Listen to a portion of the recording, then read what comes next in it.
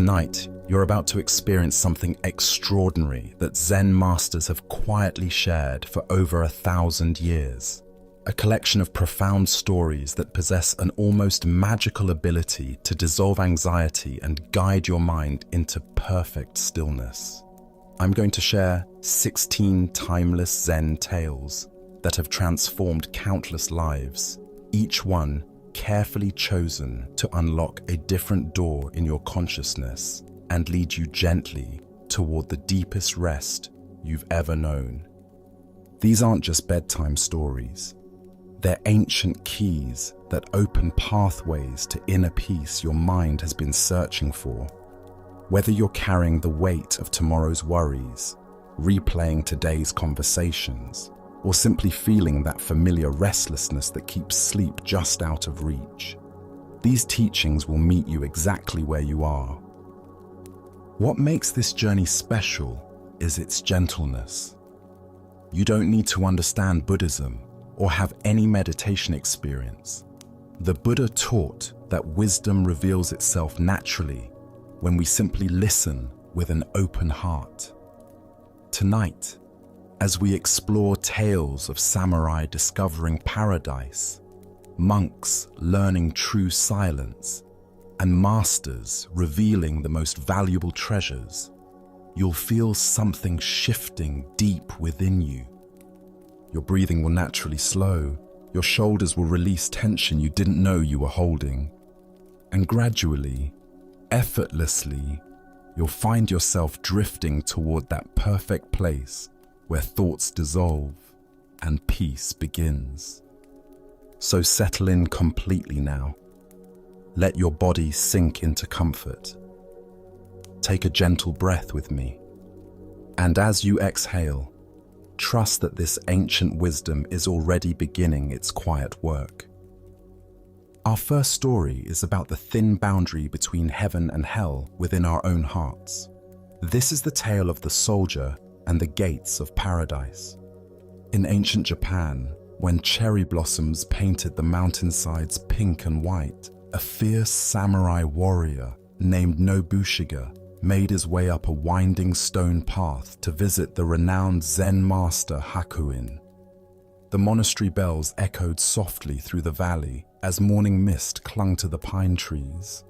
Nobushiga carried himself with the rigid bearing of a professional soldier, his hand resting naturally on the hilt of his katana, his eyes alert and calculating. The warrior entered the simple temple where Master Hakuin sat in quiet meditation. When the old teacher opened his eyes and gazed upon his visitor, Nobushiga bowed briefly and spoke with military directness. "Master, I have come to ask you about something that troubles me. Is there really a paradise and a hell? I have heard many teachings, but I want to know the truth." Hakuin studied the samurai for a long moment, taking in his proud posture and stern expression. "Who are you?" the master inquired gently. "I am a samurai," Nobushiga replied, his chest swelling with pride. "I serve my lord with honor and am prepared to die for my country."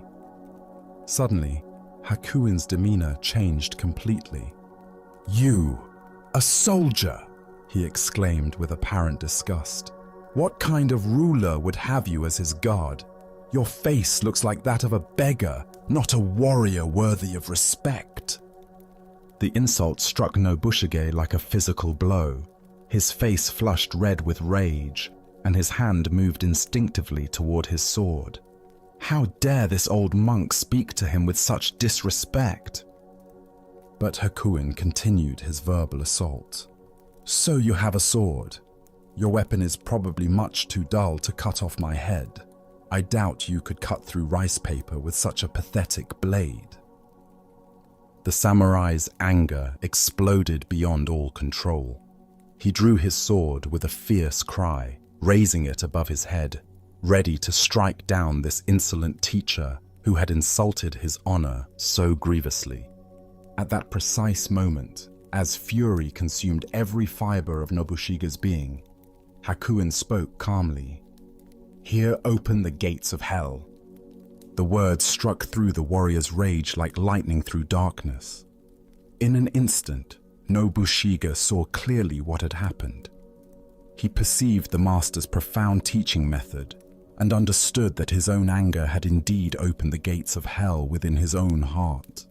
The realization was so powerful that he immediately sheathed his sword and bowed deeply before the teacher. "Here open the gates of paradise," said Hakuin with infinite gentleness. The Buddha taught, "Holding on to anger is like grasping a hot coal with the intent of throwing it at someone else. You are the one who gets burned." This ancient wisdom reveals the profound truth that Nobushige discovered in that transformative moment, that heaven and hell are not distant destinations, but immediate experiences created by the state of our own consciousness. Why do we so readily open the gates of hell within ourselves? Zen Buddhism points to several aspects of human psychology that create this pattern. First is our attachment to self-image and the stories we tell ourselves about who we are. Nobushige identified so completely with being a respectable samurai that any challenge to this identity triggered explosive defensiveness. When someone threatens our carefully constructed sense of self, we instinctively reach for the sword of anger, righteous indignation, or wounded pride. Second is our conditioned response to treat every perceived slight as a genuine threat requiring immediate defensive action. Our ancient survival mechanisms haven't adapted to modern social situations where physical aggression is rarely appropriate. The same neurological pathways that once helped us escape predators now fire when someone cuts us off in traffic, criticizes our work, or fails to show us what we consider adequate respect. Third is our fundamental misunderstanding about the source of our emotional experience. We believe that others make us angry, when in reality, anger arises from our own interpretations and reactions. Hakuin didn't create Nobushige's hell.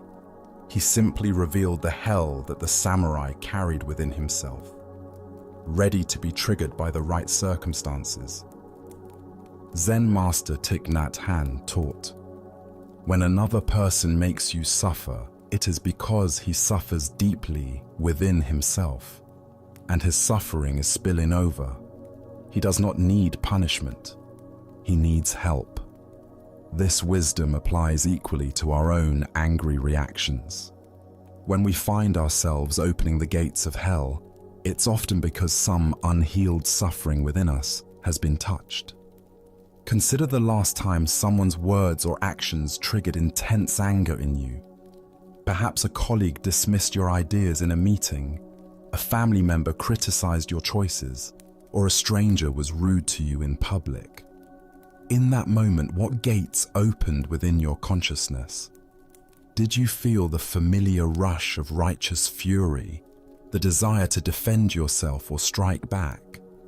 These are the gates of hell opening, not because the other person was necessarily wrong, but because your own inner peace was so fragile that it could be shattered by external circumstances. The Buddha said, "You will not be punished for your anger.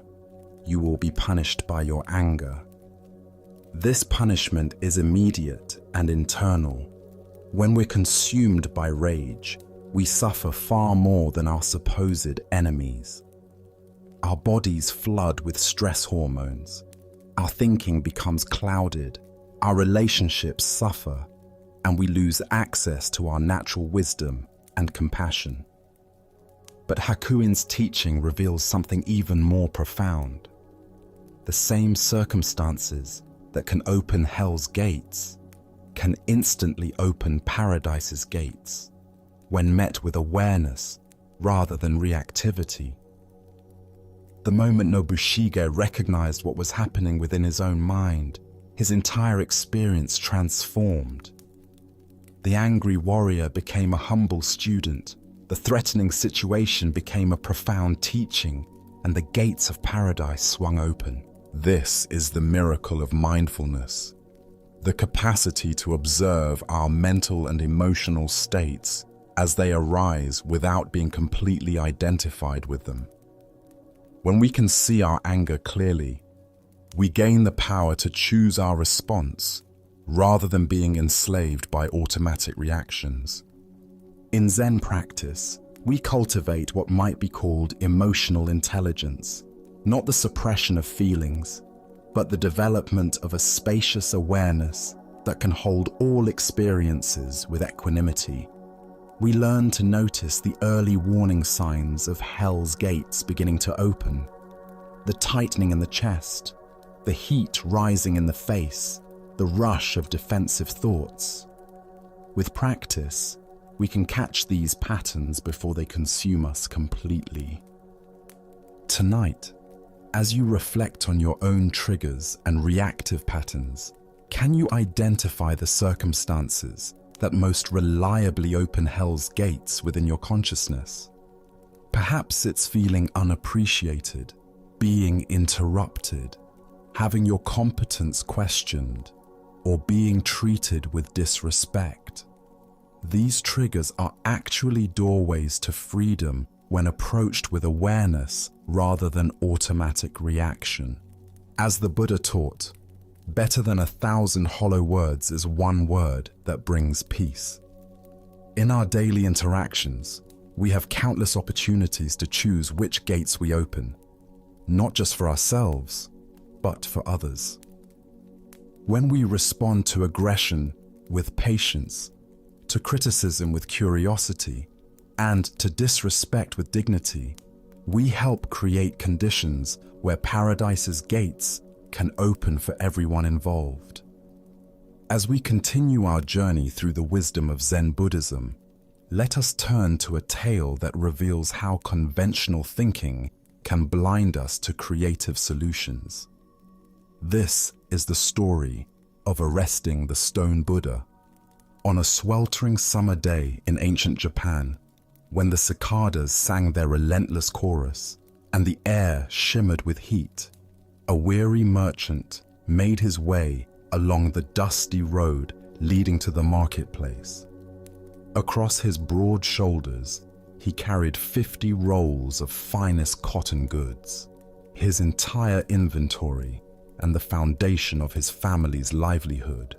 The weight pressed down upon him as sweat beaded on his forehead and his legs grew heavy with fatigue. Seeing a roadside shelter ahead, the merchant felt profound relief wash over him.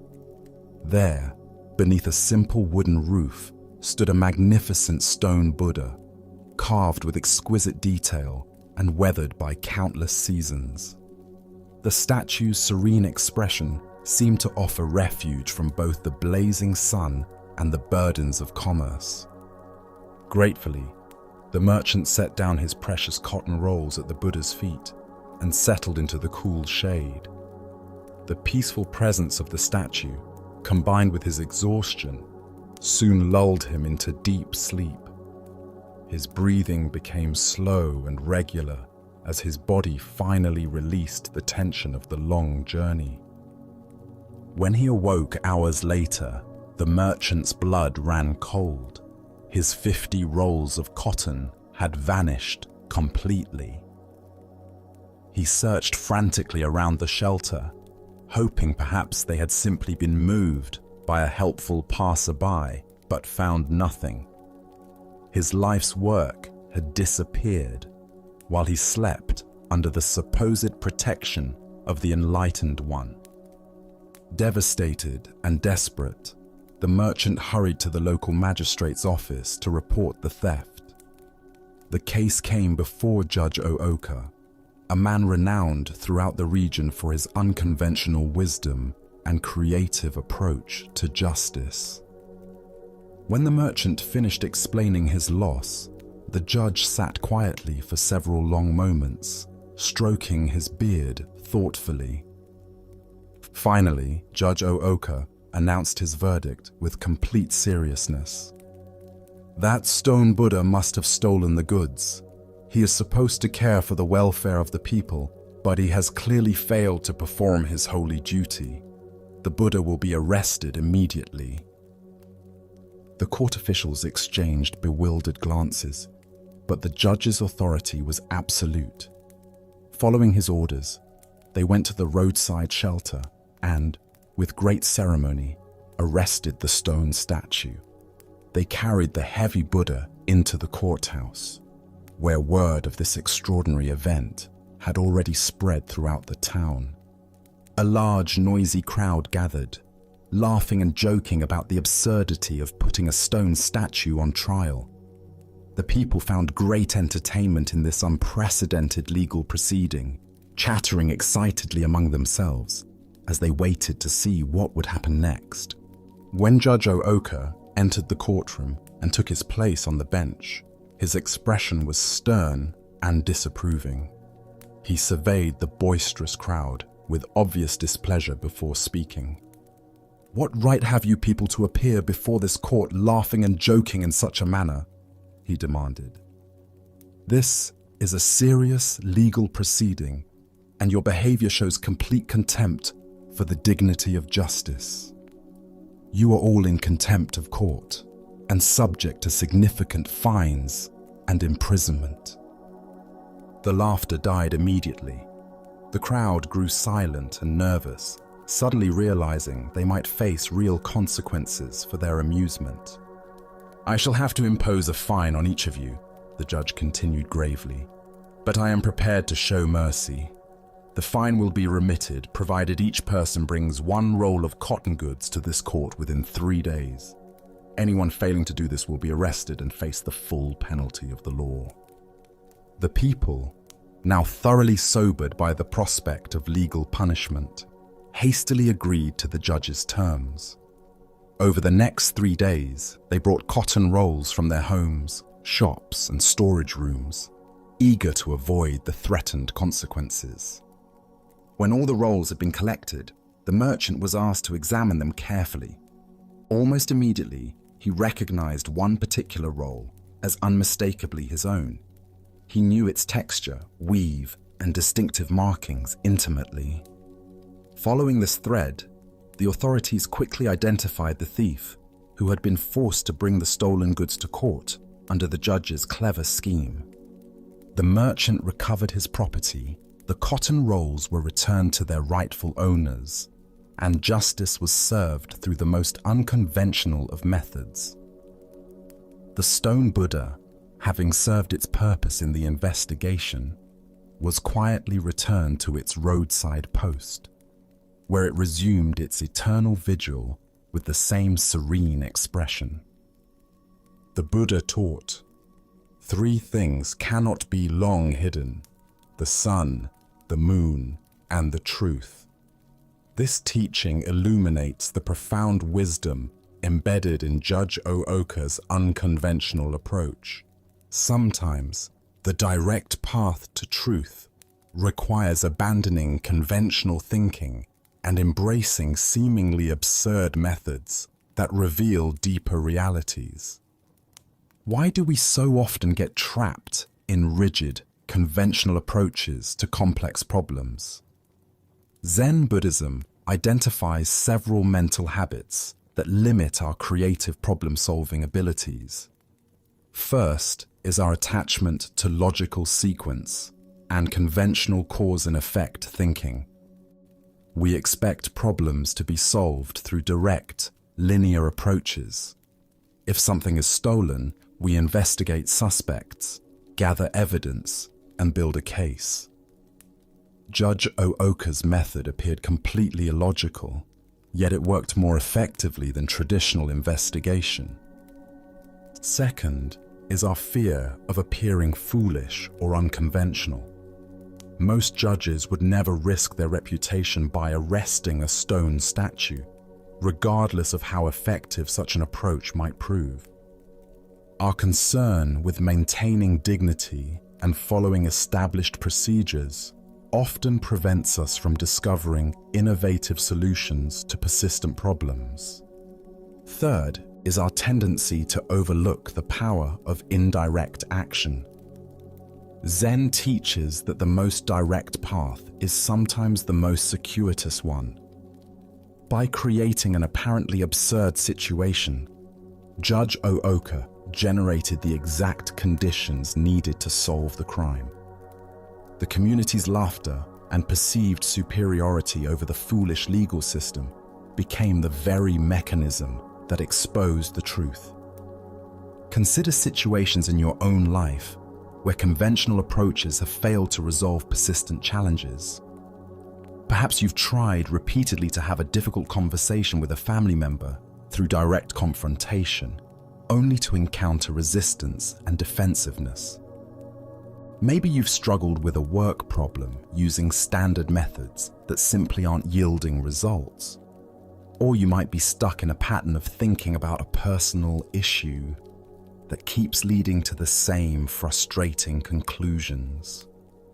Zen master Suzuki Roshi taught, "In the beginner's mind, there are many possibilities, but in the expert's mind, there are few." This beginner's mind allows us to see situations with fresh eyes, unencumbered by assumptions about how things should work. Judge Ooka approached the theft with beginner's mind, setting aside conventional judicial procedures to focus on the essential question: how can the truth be revealed? The Buddha said, "The mind is everything, what you think you become." When our minds are locked into rigid patterns of thinking, we become rigid in our responses to life's challenges. But when we cultivate mental flexibility and creative openness, we become capable of discovering unexpected solutions. The story also reveals something profound about the nature of community and shared responsibility.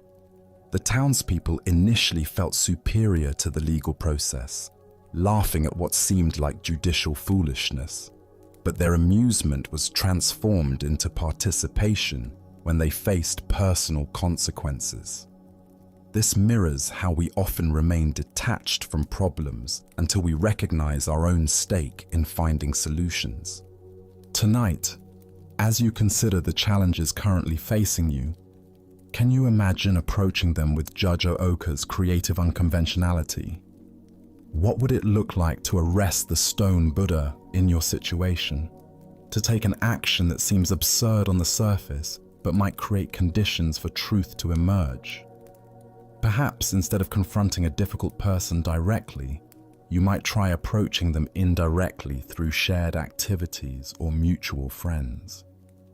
Maybe instead of forcing a decision, you might create circumstances that allow the right choice to become obvious. As the Buddha taught, if you want to know your past, look at your present.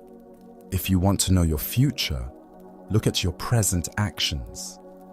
Sometimes the most effective present action is the one that appears least logical, but creates the most authentic conditions for wisdom to manifest.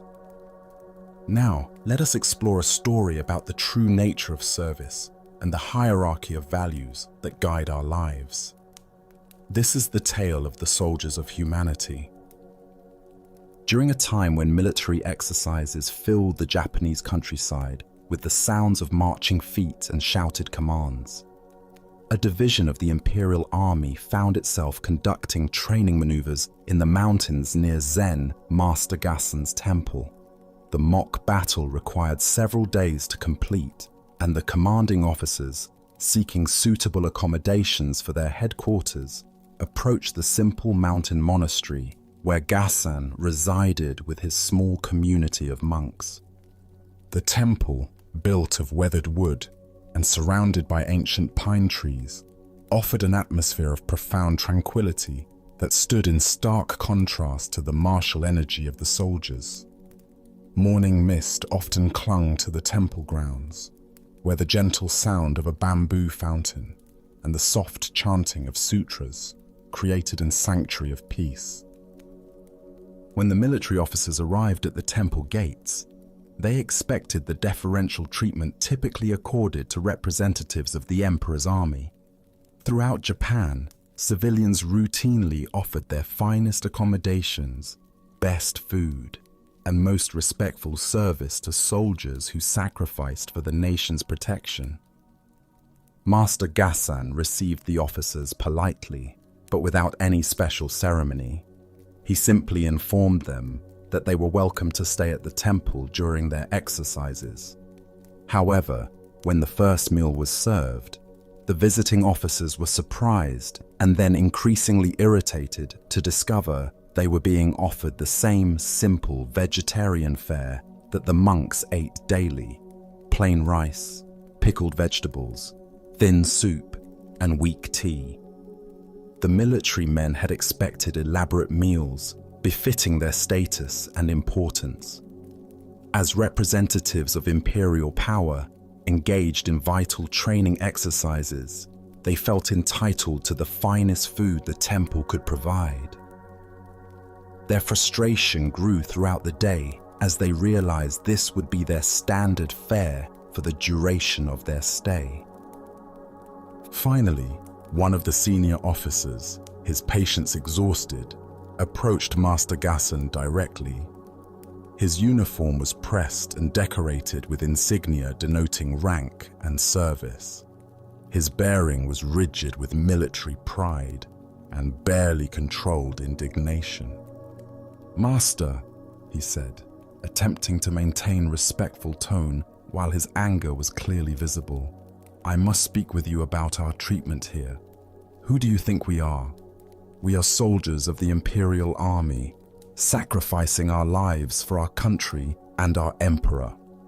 We risk everything in service to Japan. Why don't you treat us accordingly? Why do you offer us the same plain food you give to your monks?"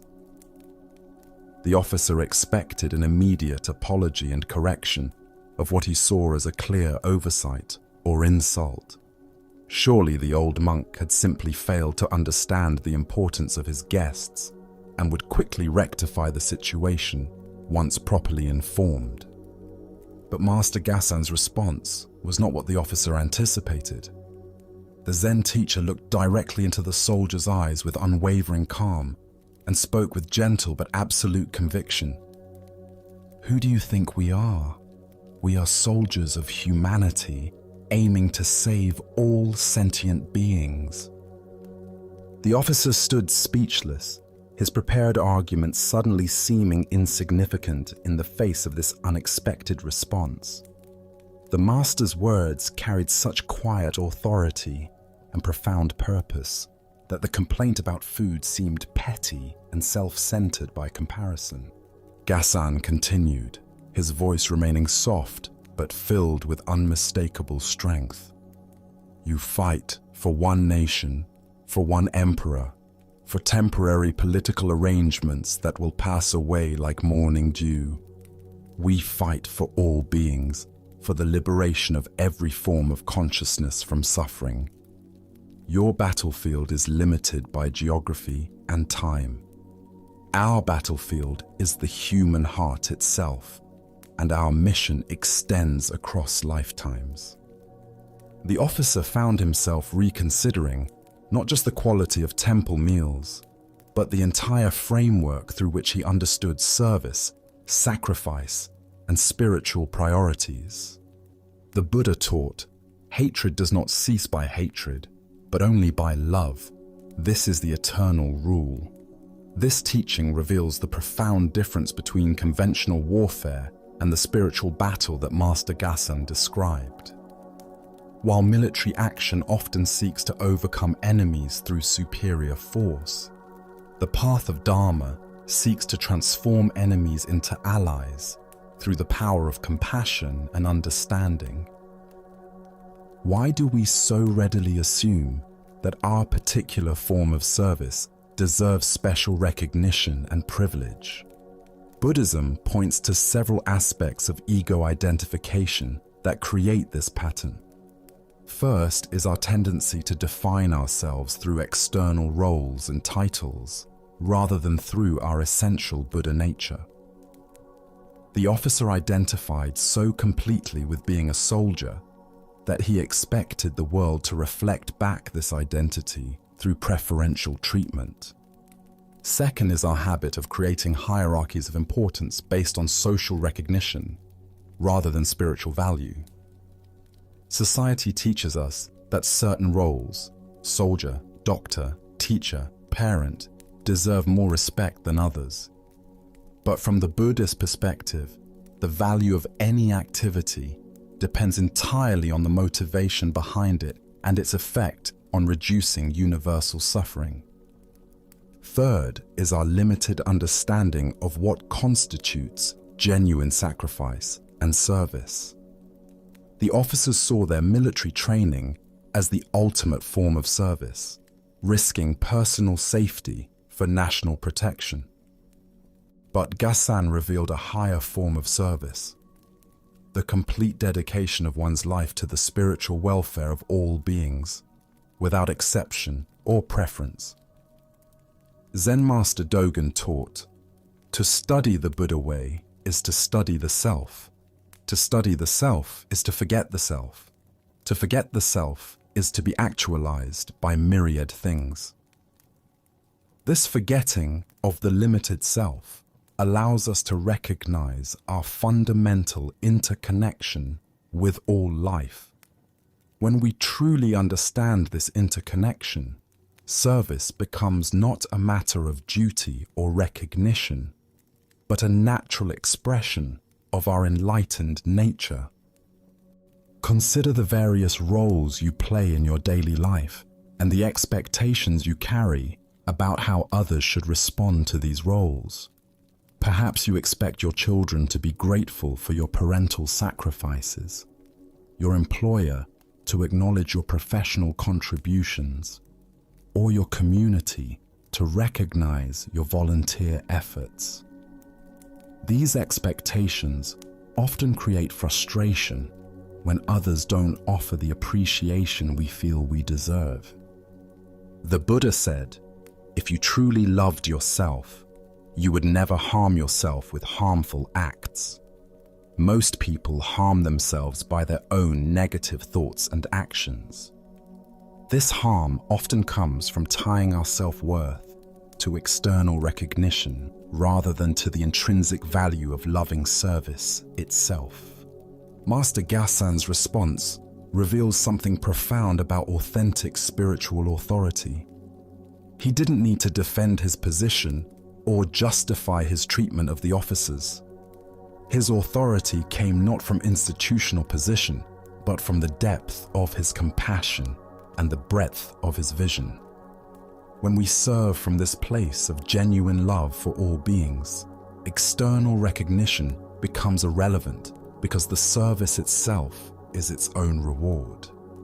The story also illuminates different levels of consciousness regarding service and sacrifice.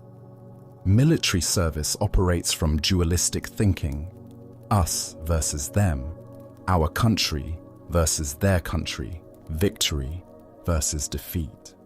Spiritual service operates from non-dualistic awareness, the recognition that the welfare of all beings is ultimately inseparable from our own welfare. This doesn't diminish the value of conventional forms of service, but rather places them in a larger context.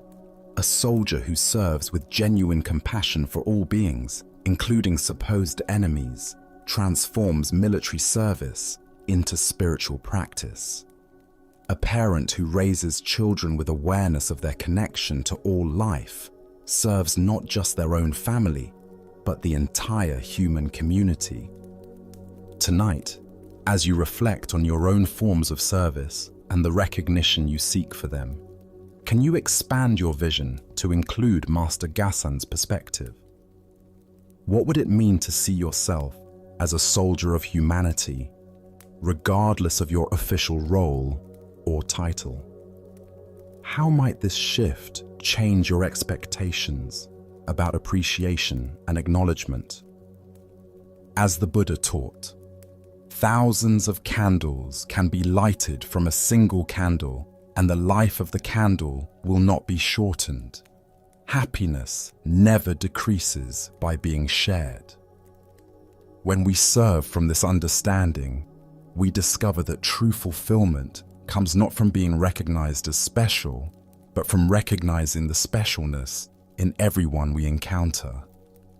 Let us continue on our journey with a story that reveals the paradox of knowledge and the humility required for genuine understanding. This is the tale of Gudo and the Emperor. In the imperial palace of ancient Japan, where silk screens painted with cranes and cherry blossoms filtered the golden afternoon light, Emperor Goyose found himself drawn increasingly to the profound teachings of Zen Buddhism. Despite having access to the greatest scholars and philosophers in the land, the emperor felt a persistent longing for understanding that conventional learning could not satisfy. The emperor had heard of a remarkable Zen master named Gudo, whose reputation for wisdom and directness had spread throughout the realm. Unlike many teachers who spoke in elaborate metaphors or complex philosophical systems, Gudo was known for his ability to point directly to truth with startling simplicity and clarity. Arranging for private instruction, Emperor Goyose began studying with Master Gudo in a quiet chamber of the palace. The room was simple despite its royal setting: tatami mats, a low table, and cushions for meditation. Here, the most powerful man in Japan sat as a humble student before an elderly monk who owned nothing but his robes and begging bowl. During one of their sessions, the emperor raised a question that had been troubling him deeply. "Master Gudo," he said, "I have been studying the fundamental teachings of Zen, and I have learned that this very mind is Buddha. Is this understanding correct?" The emperor expected either confirmation of his comprehension or correction of his error. Instead, Gudo's response revealed the inadequacy of such simple categories. "Your Majesty," Gudo replied with gentle directness, "if I say yes, you will think that you understand without truly understanding. If I say no, I would be contradicting a fact which you may actually understand quite well." The emperor sat with this puzzling response, recognizing that his question had been more complex than he initially realized. There was something in Gudo's answer that pointed to a level of understanding beyond intellectual agreement or disagreement. On another occasion, the emperor posed what he considered an even more profound inquiry. "Master, where does the enlightened man go when he dies? What becomes of one who has achieved perfect understanding?" Again, Gudo's answer was unexpected in its simplicity. "I know not." The emperor was startled. How could this renowned master, this teacher of teachers, admit to such fundamental ignorance about something so important? "Master, why don't you know?" the emperor pressed. "Surely someone of your understanding must have insight into such matters." Gudo's response was even more disarming than his admission of ignorance. "Because I have not died yet." The emperor felt his mind reeling. Here was honesty so complete, so free from pretense or speculation, that it challenged everything he thought he understood about knowledge and spiritual authority. The master's willingness to admit the limits of his direct experience was more profound than any elaborate theory about afterlife states. Emperor Goyose found himself hesitating to ask further questions. His rational mind could not grasp these responses that seemed to dissolve the very foundation of conventional inquiry. He sat in confused silence, uncertain how to proceed with a teacher who answered questions by revealing their inadequacy. Suddenly, Gudo struck the floor sharply with his hand, the sound cracking through the quiet chamber like thunder. The unexpected noise shattered the emperor's mental confusion, and in that moment of startled awareness, understanding flashed through his consciousness like lightning illuminating a dark landscape. The emperor was enlightened. In that instant, he understood what could not be understood through thinking, grasped what could not be grasped through concepts, and knew what could not be known through intellectual analysis. The awakening was immediate, complete, and undeniable. From that moment forward, Emperor Goyose's respect for Zen Buddhism and for Old Master Gudo deepened immeasurably. He had discovered through direct experience what no amount of study could have taught him: that ultimate reality is not something to be understood, but something to be realized through immediate awareness.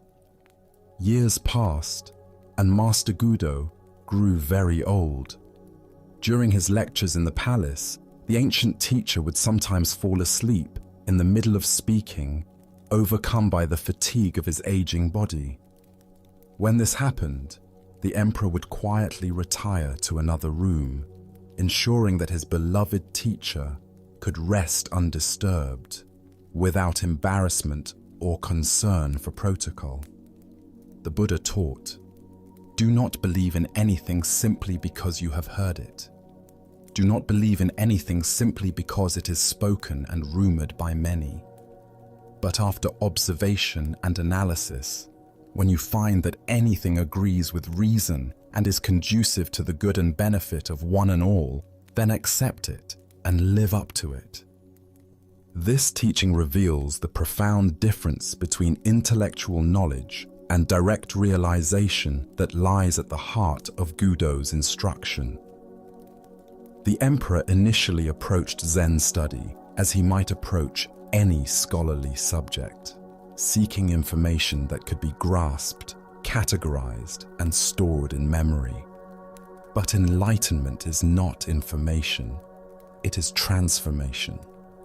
Why do we so persistently confuse knowing about something with knowing something directly? Buddhism identifies several obstacles to genuine understanding.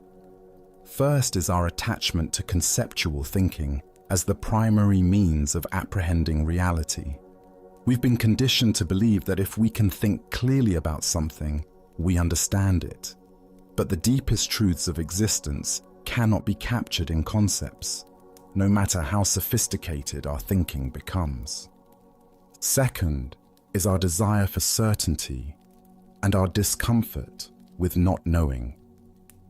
The emperor wanted definitive answers about Buddha nature and enlightened death, because uncertainty feels threatening to the ego mind. But Gudo revealed that true wisdom often begins with genuine acknowledgement of the limits of conceptual knowledge. Third is our tendency to seek spiritual understanding through the same methods we use to acquire ordinary knowledge: accumulating information, building theories, and organizing concepts into systematic frameworks. But enlightenment is not the culmination of learning. It is the recognition of what has always been present, but obscured by the very effort to grasp it intellectually. Zen Master Huangpo taught, "The foolish reject what they see, not what they think. The wise reject what they think, not what they see." This points to the fundamental shift that occurred when Gudo struck the floor. The emperor stopped trying to think his way to understanding and instead experienced direct awareness without the mediation of concepts. Consider your own relationship to uncertainty and not knowing. How comfortable are you with admitting, "I don't know," when asked about important matters? Our educational and professional systems often reward confident answers and penalize acknowledged ignorance, creating a culture where not knowing feels like failure rather than wisdom. The Buddha said, "It is better to travel well than to arrive." The journey of spiritual inquiry is more valuable than reaching definitive conclusions. because the journey itself transforms our relationship to knowing and not knowing. When we can rest comfortably in uncertainty, we become available to insights that lie beyond the reach of conceptual understanding. Gudo's teaching method reveals something profound about authentic spiritual authority. Rather than claiming special knowledge or offering impressive theories, he demonstrated the humility of genuine wisdom. His power as a teacher came not from what he knew, but from his complete honesty about what he didn't know. This honesty created space for the emperor's own direct realization to emerge. The story also illustrates the transformative power of immediate presence. When Gudo struck the floor, he wasn't providing information or explanation. He was creating a moment of shock that interrupted the emperor's conceptual processing and allowed direct awareness to manifest. This points to the inadequacy of purely verbal teaching and the importance of experiential methods in spiritual development. Tonight, as you contemplate the questions that most deeply concern you about meaning, purpose, love, death, or ultimate reality, can you rest in not knowing rather than grasping for premature answers? What would it feel like to approach these mysteries with Gudo's honest acknowledgement of the limits of conceptual understanding? As the Buddha taught, the wise find pleasure in water, warriors find pleasure in swords, kings find pleasure in kingdoms, fools find pleasure in arguments, but the enlightened find pleasure in meditation. This pleasure in meditation is the pleasure of resting in direct awareness itself, beyond the need to know or understand anything at all. Our next story speaks to the wisdom of understanding the difference between fate and skillful action. This is the tale of the warrior and the coin of destiny. In feudal Japan, when mountain mists concealed castle walls and the sound of steel rang through bamboo groves, a legendary warrior named Nobunaga faced his greatest military challenge. The morning sun cast long shadows across the encampment, where his small army prepared for what seemed an impossible battle. Enemy forces outnumbered his men 10-1, their banners stretching across the distant valley like a dark sea of certain defeat. Nobunaga himself felt confident in his strategy and timing. His years of experience had taught him to read the subtle signs that determine victory: the morale of troops, the positioning of forces, the quality of leadership, and the element of surprise. He knew with inner certainty that his forces would prevail despite the overwhelming odds. But knowledge and confidence are not easily transferred from one mind to another. His soldiers, brave though they were, looked across at the massive enemy army with growing doubt and fear. Whispered conversations circulated through the ranks about the impossibility of their situation. Some spoke of honorable death, others of retreat, but few believed they could actually win the coming engagement. Their faces showed the strain of men preparing to fight against hopeless odds. Understanding that victory depends as much on the hearts of warriors as on the skills of strategy, Nobunaga devised a plan to transform his soldiers' despair into determined confidence. On the way to battle, he stopped his army at a small Shinto shrine nestled among ancient cedar trees. The sacred space emanated tranquility, its wooden structures weathered smooth by centuries of prayers and offerings. Gathering his men around him, Nobunaga addressed them with solemn authority. "After I visit the shrine and offer prayers for our success, I will toss a coin," he announced. "If heads appears, we will win this battle decisively. If tails shows, we will lose. Destiny holds us in her powerful hand, and we must accept whatever fate reveals. The soldiers watched intently as their commander entered the shrine alone. Through the wooden slats, they could see him bowing deeply before the altar, his lips moving in what appeared to be fervent prayer to the gods for guidance and protection. When Nobunaga emerged from the shrine, every eye was fixed upon him. He reached into his sleeve and withdrew a single coin, holding it high so all could see. The metal caught the morning light as he tossed it spinning into the air. Time seemed suspended as the coin turned over and over, finally landing with a clear metallic ring on the stone path. Heads. A tremendous cheer erupted from the assembled warriors. Their doubt transformed instantly into jubilant confidence. If destiny itself had decreed their victory, how could they fail? The gods had spoken through the sacred coin, and their fate was sealed. The soldiers' energy became electric with anticipation rather than dread. When the battle commenced, Nobunaga's forces fought with such fierce determination and unwavering belief in their destined victory that they overwhelmed the larger enemy army completely. Their conviction became a weapon more powerful than any sword, creating the very victory that the coin had supposedly predicted. After the triumph, as they celebrated around the evening campfires, Nobunaga's personal attendant approached his master with admiration. "Truly, my lord, no one can change the hand of destiny. The gods showed us our fate, and it came to pass exactly as foretold." Nobunaga smiled and reached into his sleeve. "Indeed not," he said quietly, showing his attendant a coin that had been specially crafted with heads facing both sides. There had never been any possibility of tails appearing. The Buddha taught, "We are what we think. All that we are arises with our thoughts. With our thoughts, we make the world."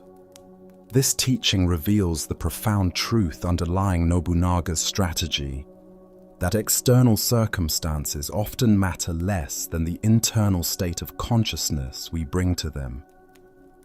Why do we so readily surrender our power to external forces, whether we call them destiny, fate, luck, or circumstances beyond our control? Buddhism identifies several psychological patterns that create this disempowerment. First is our tendency to externalize both credit and blame, rather than recognizing our role in creating our experiences. When things go well, we attribute success to favorable conditions. When they go poorly, we blame bad luck or unfair circumstances. Second is our misunderstanding of the relationship between acceptance and action. Many people interpret spiritual teachings about accepting what is as passivity or fatalism, missing the dynamic interplay between inner acceptance and skillful outer engagement. Nobunaga accepted the reality of his situation while simultaneously taking creative action to transform it. Third is our underestimation of the power of belief and confidence in shaping outcomes. Modern psychology confirms what ancient wisdom traditions have long taught, that our mental state profoundly influences our performance, resilience, and ability to recognize opportunities. The soldier's transformation from doubt to confidence created the very conditions for victory. Zen Master Bankei taught, "If you want to know what you'll be in your next life, look at what you're doing now.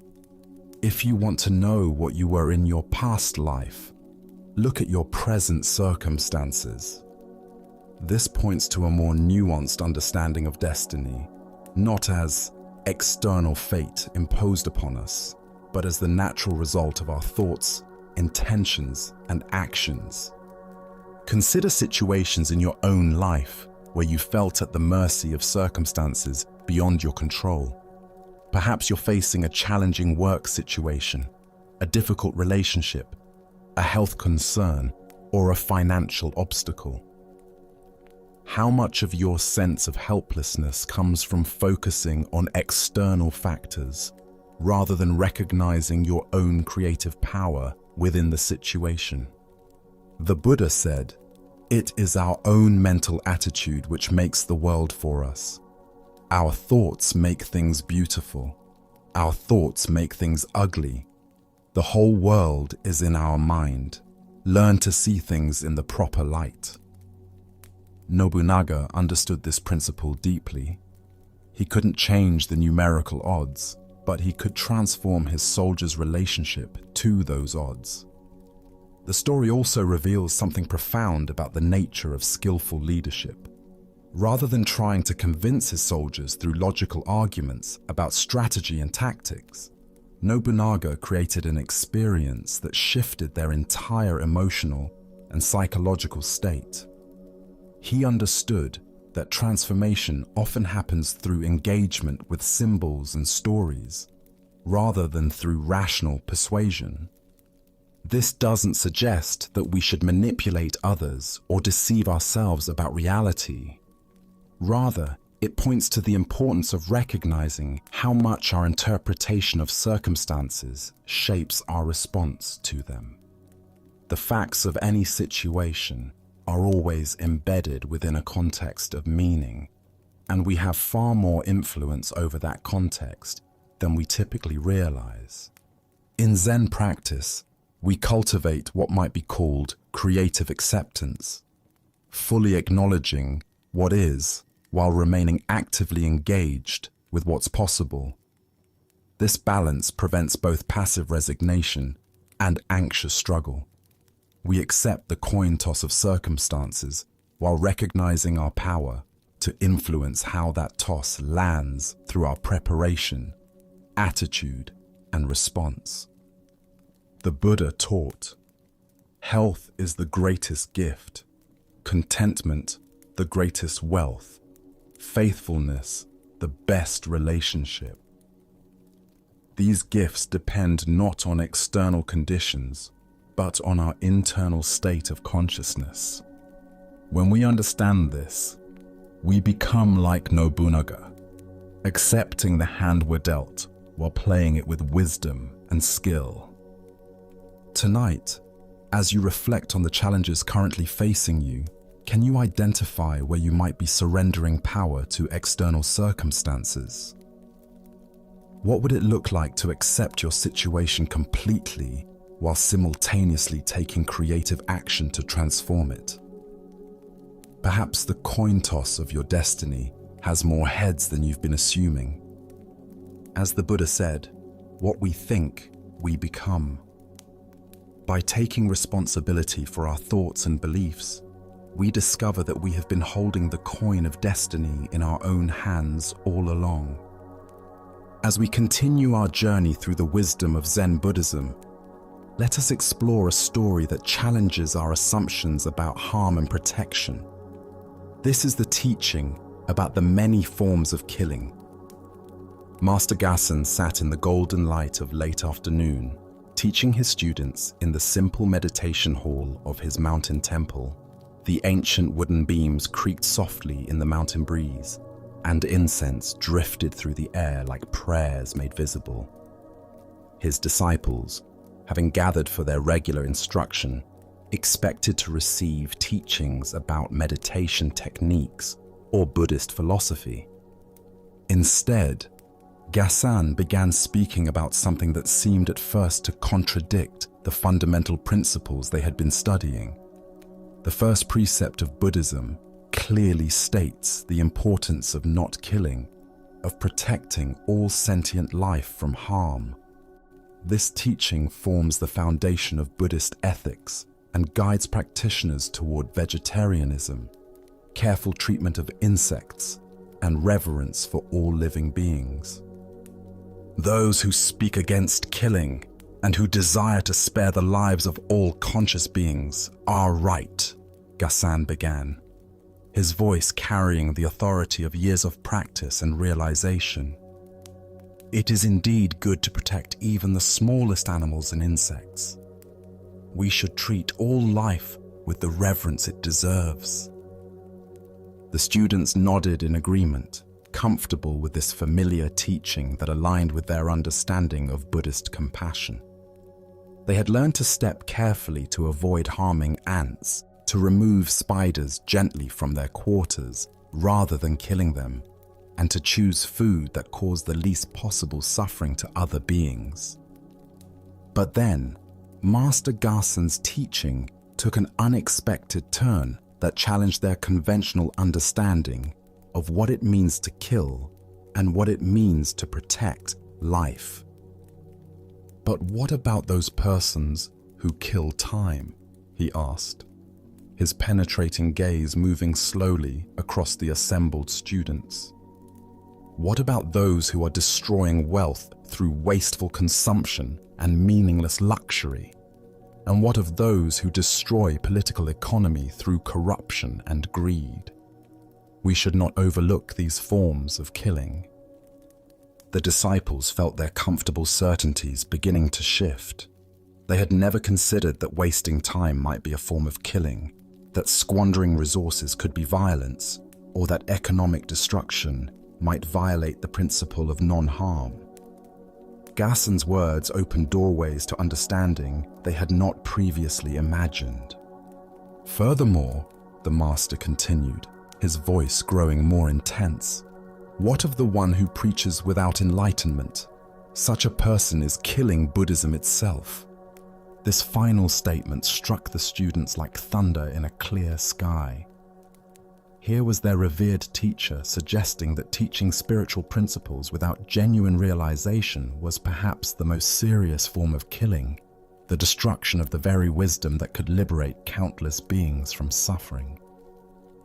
The room fell into profound silence as each student contemplated the implications of these words. They began to see how their narrow understanding of killing had blinded them to subtler but perhaps more damaging forms of harm. The protection of physical life, while important, was only one dimension of true compassion. The Buddha taught, as you sow, so shall you reap. As you give, so shall you receive. As you are, so shall you become. This teaching illuminates the deeper understanding of harm and benefit that Master Gasan was revealing, that our actions create effects that ripple far beyond their immediate physical manifestations. Why do we tend to focus on obvious, direct forms of harm, while remaining blind to subtler but potentially more damaging destructions? Buddhist psychology identifies several factors that create this selective awareness. First is our attachment to literal, concrete thinking that recognizes only physical violence while missing psychological, spiritual, and systemic forms of damage. Second is our tendency to separate different aspects of life into unrelated categories, treating time, resources, truth, and wisdom as disconnected from our ethical obligations. This compartmentalization prevents us from seeing the interconnected web of relationships that our choices affect. Third is our unconscious assumption that good intentions excuse harmful results. We may waste time thinking it affects only ourselves, squander resources, believing we've earned the right to access or share unexamined spiritual ideas, assuming that any discussion of Dharma is beneficial. Gasan's teaching about killing time reveals something profound about the nature of our most precious resource. Time is the fundamental currency of life itself, the raw material from which we create meaning, relationships, service, and awakening. When we kill time through mindless consumption, endless distraction, or purposeless activity, we're destroying irreplaceable opportunities for growth and contribution. Consider how much time you spend each day in activities that neither nourish your own development nor serve others meaningfully. The hours lost to mindless scrolling, obsessive worry, petty arguments, or empty entertainment represent a form of violence against your own potential and against the world that could benefit from your awakened presence. The Buddha said, "The trouble is, you think you have time. This illusion of infinite time available leads us to treat moments carelessly, as if they were renewable resources rather than unique, unrepeatable gifts.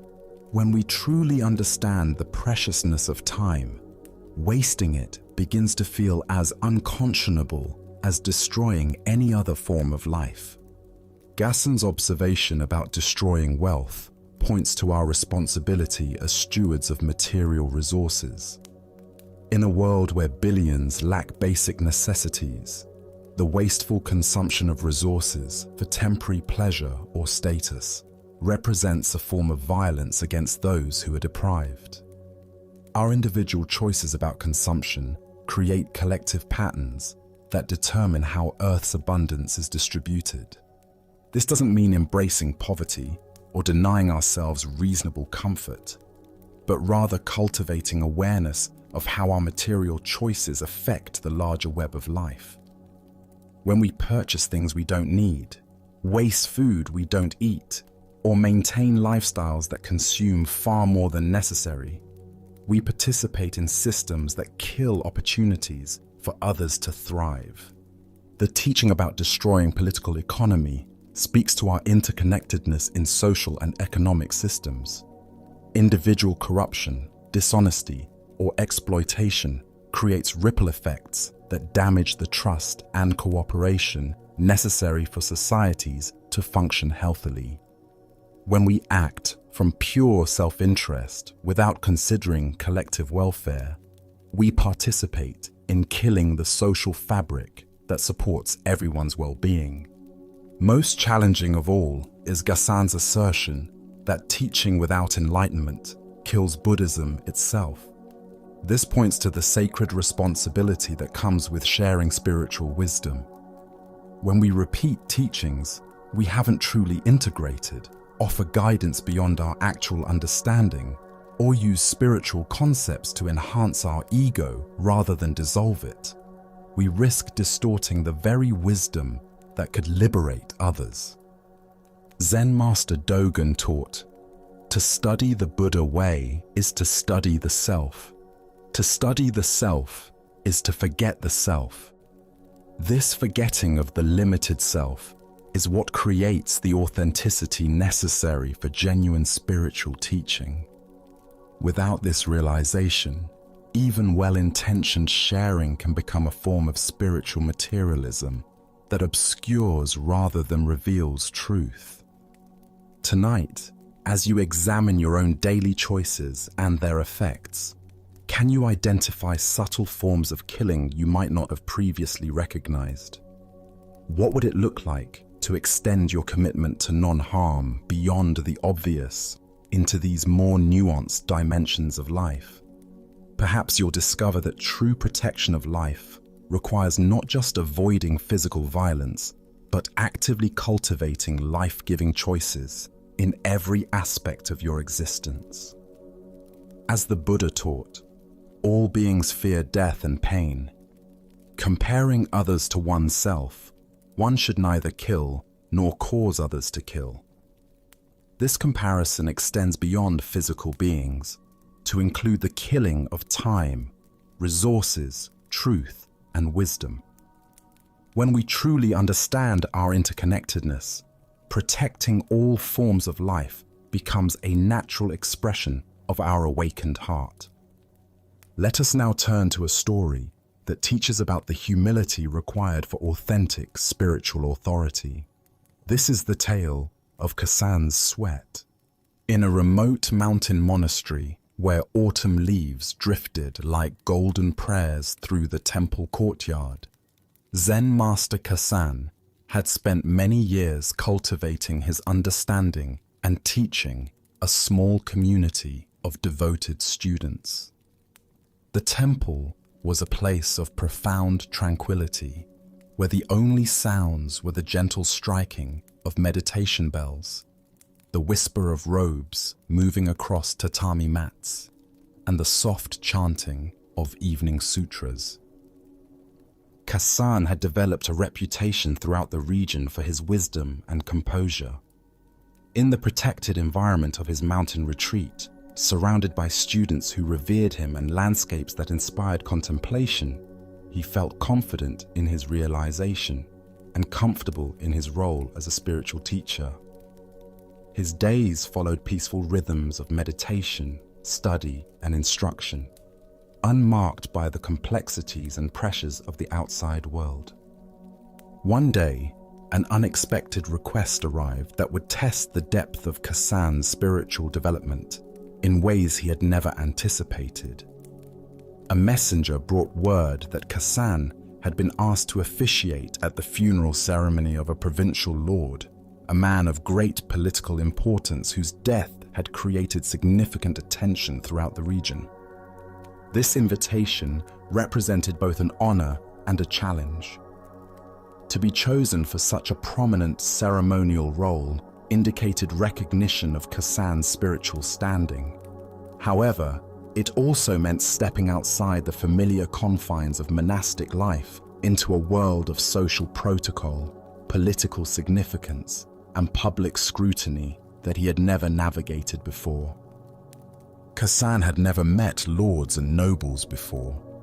His entire adult life had been spent in the company of fellow monks and simple mountain villagers who approached him with natural respect and familiarity. The thought of conducting a ceremony before aristocrats, government officials, and other dignitaries filled him with unexpected anxiety. What if he made mistakes in protocol?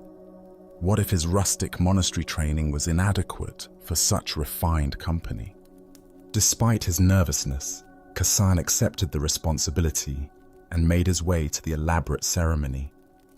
The funeral took place in a grand temple in the provincial capital, its architecture far more ornate than the simple wooden structures of his mountain home. Hundreds of elegantly dressed mourners filled the ceremonial space, their silk robes rustling as they moved with formal precision. When the ceremony began, Kassan found himself overwhelmed by the unfamiliar social atmosphere. The weight of so many sophisticated eyes upon him, the pressure of performing perfectly in such an important context, and his lack of experience with aristocratic customs combined to create intense discomfort. Despite his years of meditation practice and his genuine understanding of Buddhist teachings, he began to sweat profusely. The perspiration was not merely from physical exertion, but from the mental tension of trying to maintain his composure while feeling completely out of his element. His nervousness was visible to all present, contradicting the serene confidence expected from a Zen master in any circumstance. Somehow, Kassan managed to complete the ceremony without major errors, but he knew that his discomfort had been apparent to everyone present.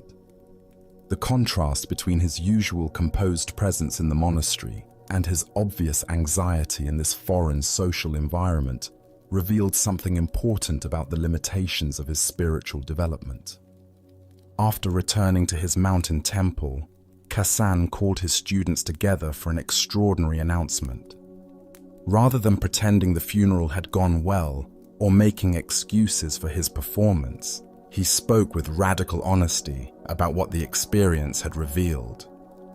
"I must confess to you," Kassan told his assembled pupils, "that I am not yet qualified to be your teacher.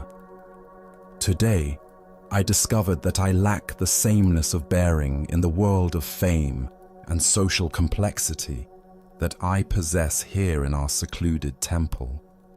My practice has been incomplete, developed only within comfortable and familiar circumstances." His students were shocked. They had never seen their teacher display such self-doubt or heard him question his own qualification to guide them. Many expected him to dismiss this single difficult experience as unimportant or to rationalize his nervousness as natural and acceptable. Instead, Kassan made a decision that demonstrated the depth of his commitment to authentic spiritual development. He announced his resignation as their teacher and his intention to become a student once again under another master who could help him develop the unshakable equanimity that he clearly lacked. For 8 years, Kassan studied with a new teacher, working specifically on developing the kind of consistent presence and unperturbable awareness that remains stable regardless of external circumstances. He practiced in urban environments, in politically charged situations, and in contexts that challenged his comfort and composure. When he finally returned to his former students 8 years later, he had been transformed. The man who came back to the mountain monastery carried himself with the same gentle dignity, whether addressing peasants or princes, whether in familiar or foreign environments. He had achieved the sameness of bearing that he had recognized was missing from his earlier teaching. His students, who had waited faithfully for his return, found themselves learning from a teacher whose authority now came not from intellectual understanding or monastic credentials, but from a deep and consistent realization that remained undisturbed by any external circumstance. The Buddha taught, "Better it is to live one day seeing the rise and fall of things than to live 100 years without ever seeing the rise and fall of things." Kassan's willingness to see clearly the rise and fall of his own composure became the foundation for his genuine spiritual maturity. Why do we so often resist acknowledging the limitations of our understanding or abilities? Buddhist psychology identifies several ego patterns that create this resistance. First is our attachment to identity and reputation. Once we're seen as knowledgeable or competent in any area, admitting limitations feels like a threat to our carefully constructed self-image. Second is our confusion of humility with humiliation. We fear that acknowledging our limitations will diminish us in others' eyes, when in fact, such honesty often increases genuine respect and trust. Kassan's students weren't disappointed by his confession. They were inspired by his integrity. Third is our tendency to compartmentalize our development, assuming that wisdom gained in one context automatically transfers to all others. Kassan had developed genuine understanding within the protected environment of monastic life, but discovered that this understanding hadn't been tested in the crucible of worldly complexity. Zen master Suzuki Roshi taught, "In the beginner's mind, there are many possibilities, but in the expert's mind, there are few." Kassan's willingness to return to beginner's mind after years of teaching demonstrated the kind of spiritual maturity that values growth over image, truth over comfort. Consider areas of your own life where you've developed confidence and competence within familiar contexts. How do you respond when those same skills are tested in unfamiliar or challenging circumstances? Do you make excuses for subpar performance? Or do you use such experiences as invitations for deeper development? The Buddha said, "A fool thinks himself to be wise, but a wise man knows himself to be a fool." This paradox points to the relationship between genuine wisdom and ongoing humility. The more we truly understand, the more we recognize how much we don't yet understand. Kassan's sweat revealed something more than nervousness. It showed the difference between theoretical understanding and embodied realization. He could explain Buddhist teachings eloquently and guide meditation skillfully within familiar contexts, but his understanding hadn't yet become stable enough to remain undisturbed by social pressure and unfamiliar expectations. True spiritual authority comes not from never being challenged or uncomfortable, but from maintaining inner stability regardless of external circumstances. This stability isn't achieved through avoiding difficulties, but through repeatedly testing our understanding in increasingly challenging contexts until it becomes unshakable. Tonight, as you reflect on your own areas of knowledge and competence, can you identify situations that might reveal limitations you haven't yet recognized? What would it look like to approach such discoveries with Kassan's honesty and commitment to authentic development rather than defensive rationalization? As the Buddha taught, 3 things cannot be long hidden: the sun, the moon, and the truth. Kassan's sweat revealed the truth about his incomplete development, and his response to that revelation became the foundation for his eventual mastery. Sometimes our greatest failures become doorways to our deepest wisdom.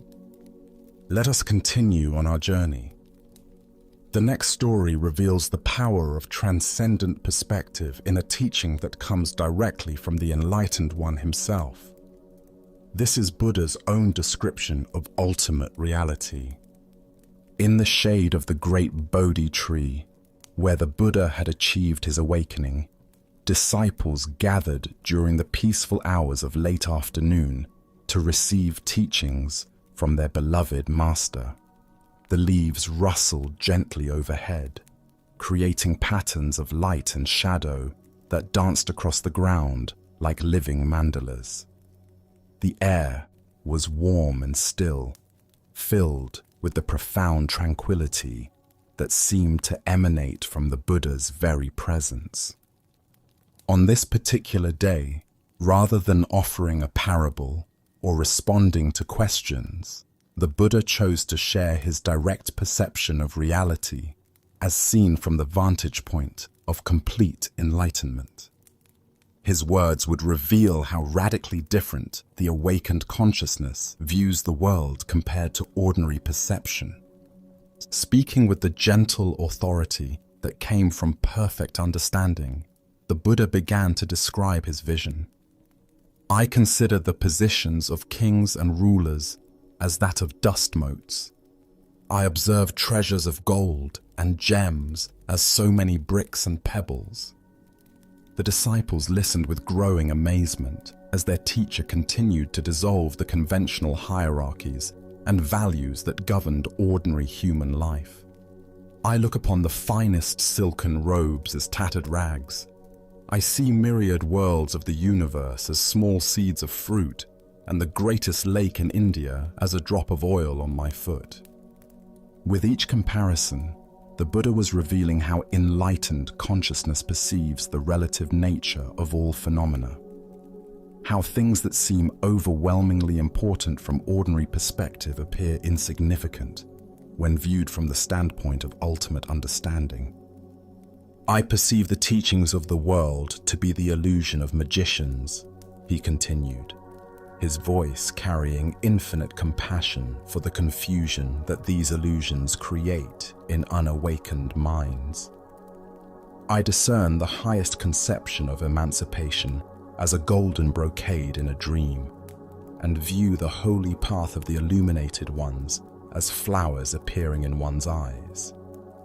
Now the Buddha was addressing even the most sacred concepts and practices, revealing that from the perspective of complete realization, even the spiritual path itself is ultimately empty of the solid reality we attribute to it.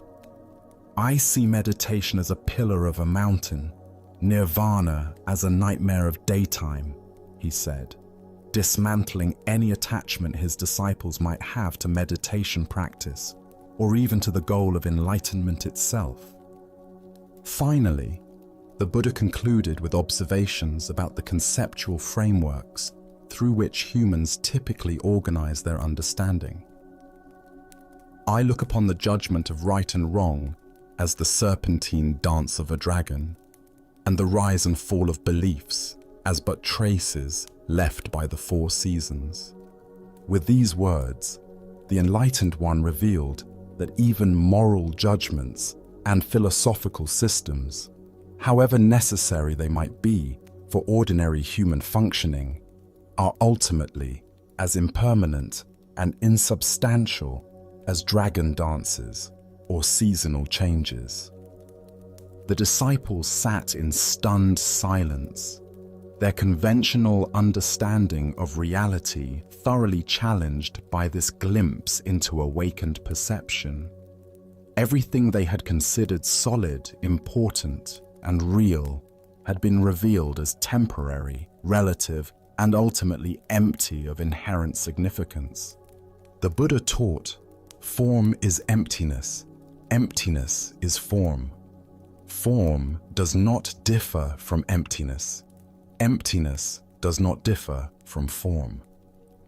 This fundamental teaching of Buddhism underlies every comparison he made in describing his enlightened perception, the recognition that all phenomena are empty of permanent, independent existence, while simultaneously manifesting as the play of consciousness itself. Why is it so difficult for unawakened minds to grasp this perspective? Buddhist psychology explains that our ordinary consciousness is constructed through layers of conceptual filters that create the appearance of solid, separate, and permanent phenomena. We become so identified with these mental constructions that we mistake them for ultimate reality itself. First is our tendency toward reification, treating abstract concepts, social constructions, and temporary appearances as if they possessed solid, unchanging essence. We see king and beggar as fundamentally different categories rather than as temporary roles being played by the same underlying Buddha nature. Second is our attachment to relative comparisons as absolute truths. We believe that gold is inherently more valuable than pebbles, that palaces are inherently superior to simple dwellings, or that spiritual achievement makes someone inherently better than ordinary people. The Buddha's vision reveals these as conventional agreements rather than ultimate realities. Third is our identification with the content of consciousness rather than with consciousness itself. We become so absorbed in the constantly changing parade of thoughts, emotions, perceptions, and experiences that we lose contact with the unchanging awareness within which all these phenomena arise and pass away. Zen Master Nagarjuna taught, all phenomena are neither existent nor non-existent, but are like a magical display, a mirage, clouds in the sky, foam on water, a dream, or an echo. This points to the middle way between believing things are absolutely real and believing they don't exist at all, recognizing them as appearances within consciousness that have conventional but not ultimate reality. Consider how your own perspective might shift if you could see through Buddha's eyes, even briefly. The urgent email that feels so important, the social status you're trying to maintain, the political beliefs you defend so passionately, the spiritual achievements you're proud of. How might these appear from the vantage point of enlightened awareness? This doesn't mean becoming indifferent to life or nihilistic about human concerns. The Buddha continued to teach, heal, and guide others for 45 years after his awakening. But his actions arose from compassion rather than attachment, from wisdom rather than ignorance about the ultimate nature of reality. The Buddha said, In the sky, there is no distinction of east and west. People create distinctions out of their own minds and then believe them to be true. Our conventional world is full of such mentally created distinctions that we then treat as absolute reality: rich and poor, success and failure, spiritual and mundane, sacred and ordinary. Buddha's vision reveals that these distinctions, while useful for practical purposes, are ultimately as insubstantial as directions in infinite space. They exist within consciousness, but have no independent reality outside of the minds that create and maintain them. This teaching also illuminates the paradox of spiritual practice itself. We use meditation to go beyond meditation, employ concepts to transcend conceptual thinking, and follow a path that ultimately reveals there is nowhere to go and nothing to achieve. As the Buddha observed, even the highest spiritual attainments are like flowers appearing in our eyes, meaningful within the dream of seeking, but empty when viewed from awakened understanding. Yet this emptiness is not a void, but the fullness of pure potential from which all experiences arise. When we recognize the dreamlike nature of all phenomena, we become free to engage with life playfully and compassionately, rather than with desperate attachment and grasping. Tonight, as you observe the thoughts and experiences arising in your consciousness, can you experiment with viewing them through Buddha's eyes? What would it feel like to see your current concerns as temporary weather patterns rather than ultimate reality? Perhaps you'll discover that this shift in perspective doesn't diminish your engagement with life, but rather frees you to participate more fully and joyfully in the cosmic dream. As the Buddha taught, all conditioned things are impermanent. Strive diligently. This final instruction reveals the ultimate paradox.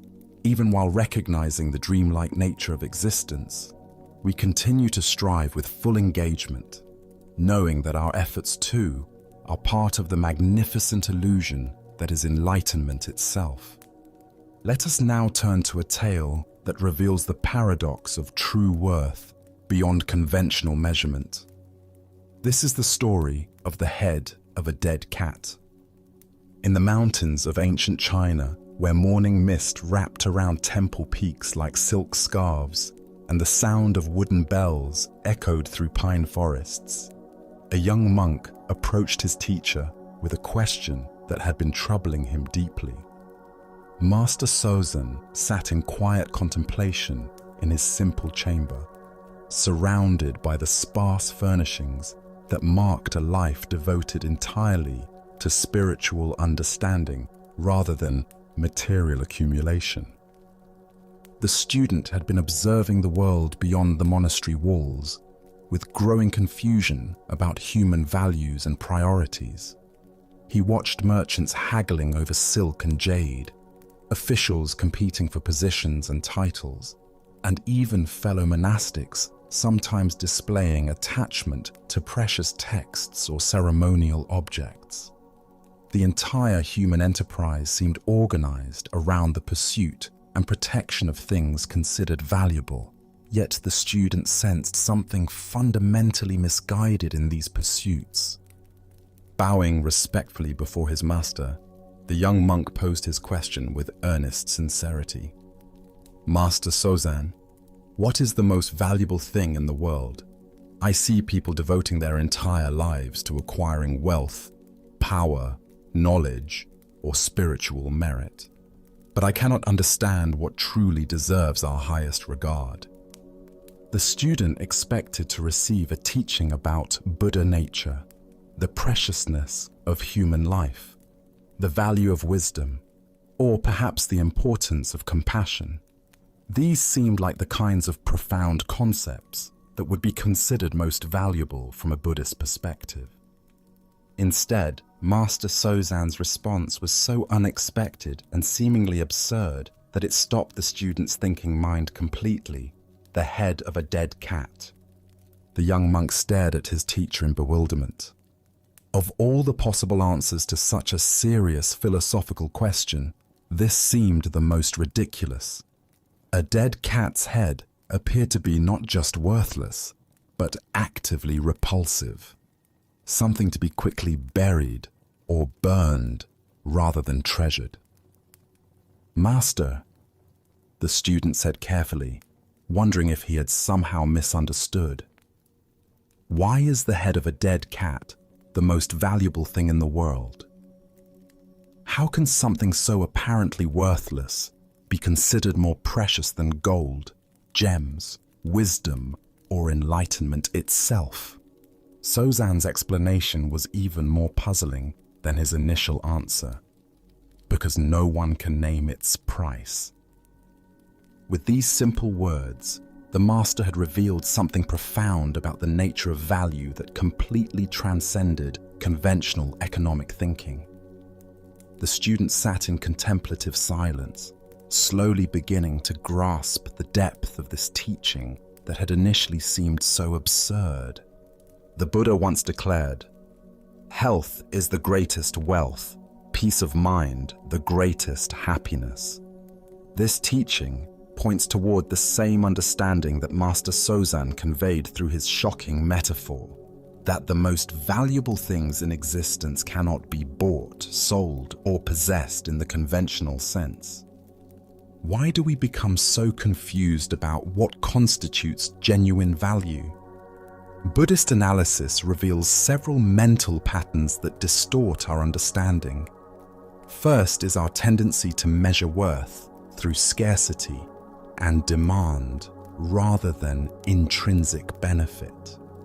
We assign high value to rare gems while overlooking the incalculable worth of sunlight, air, and water, elements essential for all life, yet freely available to everyone. Second is our habit of commodifying everything, including experiences and relationships that lose their essential nature when treated as possessions to be acquired and owned.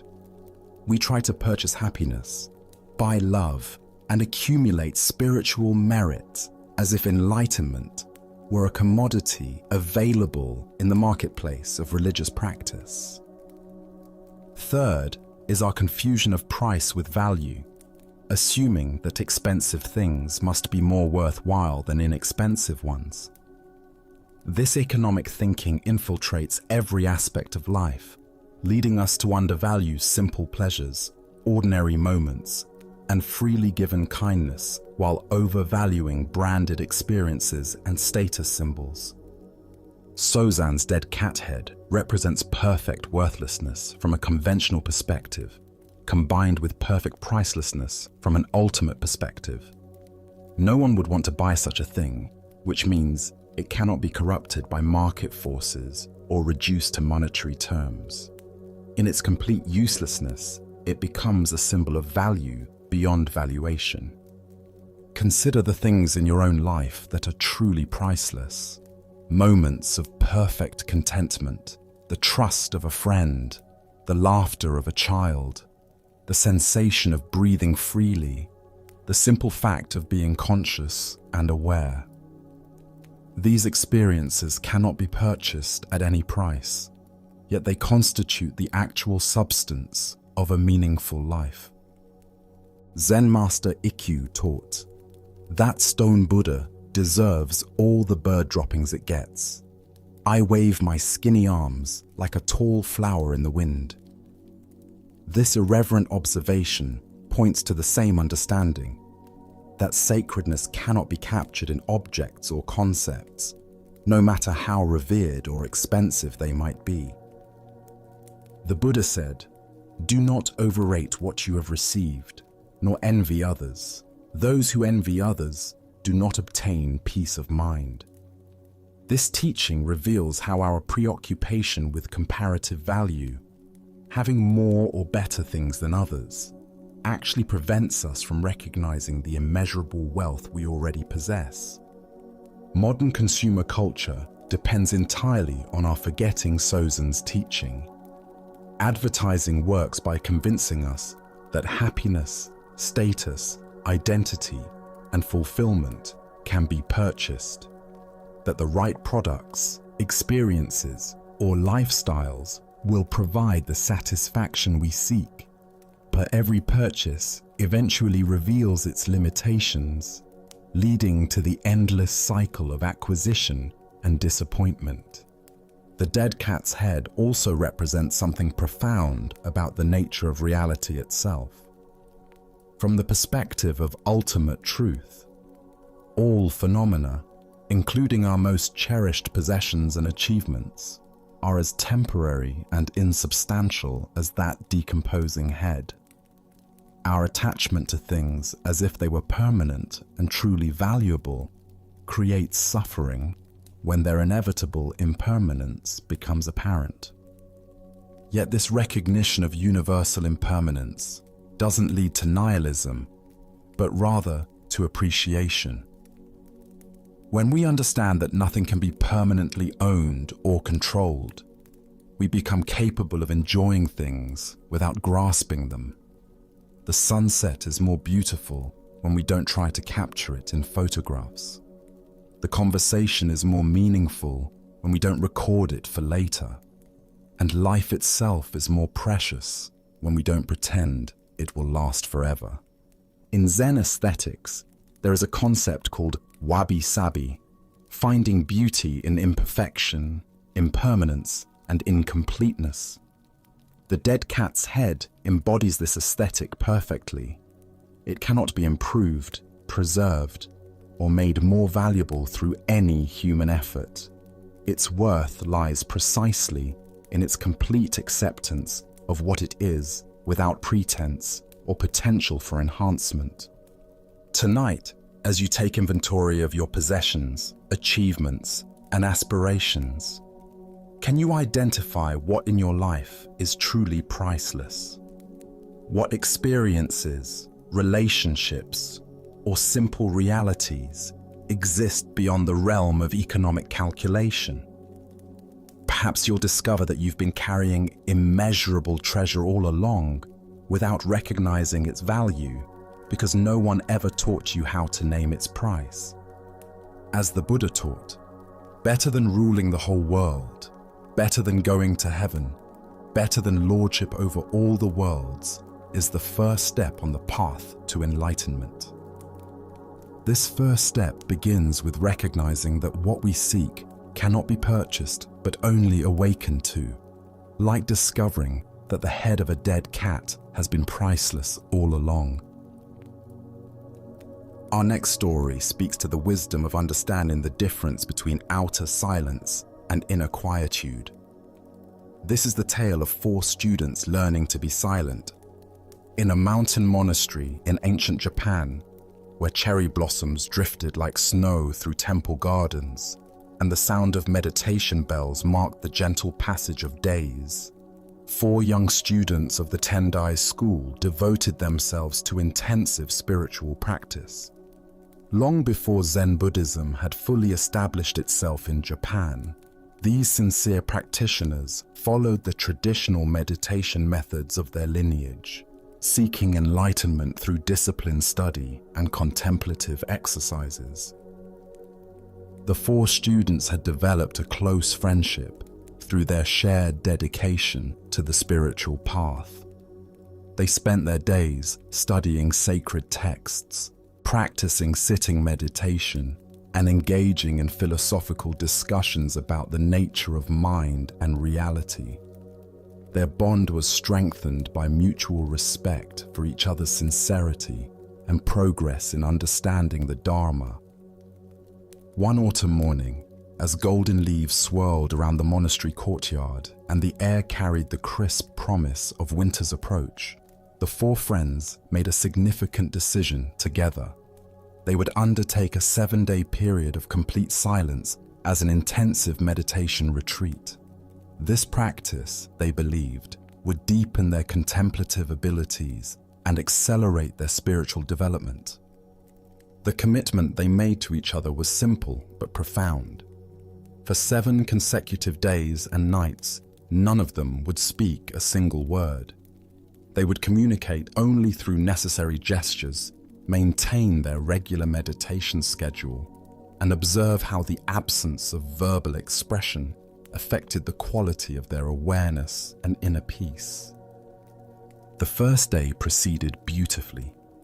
All 4 students maintained their silence with apparent ease, moving through their daily routines of meditation, meals, and temple duties with serene mindfulness. The absence of conversation seemed to create a deeper quality of attention, allowing them to notice subtle sounds, sensations, and mental movements they typically missed during ordinary daily chatter. As evening approached and the oil lamps cast flickering shadows across the meditation hall, the peaceful atmosphere of their retreat seemed perfectly established. The students felt confident in their ability to maintain this silence for the remaining 6 days, and their meditation had indeed begun auspiciously. However, as night deepened and the oil lamps began to burn low, their commitment faced its first test. The dancing flames grew dimmer and dimmer, threatening to leave the meditation hall in complete darkness. One of the students, noticing that a temple servant was nearby, found himself unable to tolerate the practical problem of inadequate lighting. "Fix those lamps," he called out to the servant, his voice cutting through the silence like a sharp blade through silk. The words escaped before he could stop them, motivated by his desire to maintain proper conditions for their meditation practice. But the moment he spoke, he realized with dismay that he had broken the very vow he had made only hours earlier. The second student was astonished to hear his friend speak. He had assumed that all 4 would maintain their commitment with equal determination. His surprise and disappointment overcame his own resolve to remain silent. "We are not supposed to say a word," he remarked to the first student, his tone carrying a mixture of reproach and disbelief. No sooner had these words left his mouth than he too realized the irony of his situation. In the very act of reminding his friend about their vow of silence, he had violated that same vow himself. The third student had been watching this exchange with growing incredulity. How could his 2 friends be so obviously hypocritical, breaking their silence in order to discuss their silence? His sense of superiority and judgment overcame his own commitment to remaining quiet. "You 2 are stupid. Why did you talk?" he asked, his voice filled with criticism and self-righteousness. Even as the words emerged, he recognized the absurdity of his position. In criticizing others for speaking, he had spoken himself, falling into the exact same trap he was condemning. The 4th student had observed this entire sequence with a mixture of amusement and dismay. He watched each of his friends succumb to the same pattern of breaking their vow, while attempting to address or criticize others for breaking their vows. Feeling quite pleased with his own superior discipline and self-control, he made his own fatal mistake. "I am the only one who has not talked," he concluded with obvious pride and satisfaction. With these words, the 4th student completed the comedy of errors. In the very act of congratulating himself for maintaining silence, he destroyed his own accomplishment. The irony was perfect. Each student had broken their vow while focusing on the failure of others to maintain theirs. As the Buddha taught, better than 1,000 useless words is one word that brings peace. This teaching illuminates the deeper issue revealed by the 4 students' experience, that true silence is not merely the absence of speech, but the presence of inner tranquility that remains undisturbed by external circumstances. Why do we find it so difficult to maintain the commitments we make to ourselves and others? Buddhist psychology identifies several mental patterns that create this challenge. First is our tendency toward reactive behavior, automatically responding to situations without the pause of mindful awareness that would allow us to remember our deeper intentions. The first student reacted to the practical problem of dim lighting without considering how his response would affect his spiritual commitment. His attachment to comfortable meditation conditions overwhelmed his dedication to silence practice. Second is our habit of monitoring others' behavior while remaining unconscious of our own patterns. The second and third students were so focused on their friends' failures that they became blind to their own identical mistakes. This outward focus prevents the self-awareness necessary for maintaining inner discipline. Third is our tendency towards spiritual pride and competitive comparison. The fourth student's satisfaction with his supposed superiority created the very conditions for his downfall. His ego gratification became more important than his actual practice. Zen master Huang Po taught, "Your everyday mind, that is the way. When you try to turn toward it, you move away from it." This points to the fundamental paradox the students encountered. The more they tried to enforce silence through willful effort and mutual monitoring, the further they moved from genuine quietude. Consider situations in your own life where good intentions have been undermined by reactive patterns, judgment of others, or spiritual pride. Perhaps you've committed to a meditation schedule only to abandon it when circumstances became challenging. Maybe you've criticized others for behaviors you yourself display. Or you might have felt superior to those struggling with issues you believe you've mastered. The Buddha said, "Hatred is never appeased by hatred in this world. By non-hatred alone is hatred appeased. This is a law eternal." This same principle applies to the inner noise that true silence seeks to address. We cannot achieve inner quiet through forceful suppression of thoughts or aggressive monitoring of our mental state. Real silence emerges naturally when we stop struggling with the contents of consciousness and instead rest in the awareness that observes all mental activity without being disturbed by it. The students were trying to create silence by controlling external expression while ignoring the internal commentary that was generating their reactive responses. The story also reveals how spiritual practice can become corrupted by ego involvement. Each student transformed their meditation retreat into an opportunity for self-congratulation or criticism of others. Their focus shifted from inner development to comparative performance, missing the point of the practice entirely. True spiritual discipline requires what Buddhist teachers call right effort, sustained attention that is neither too tight nor too loose, neither forcing nor passive. Like tuning a stringed instrument, our practice needs to find the middle way between extremes of tension and relaxation.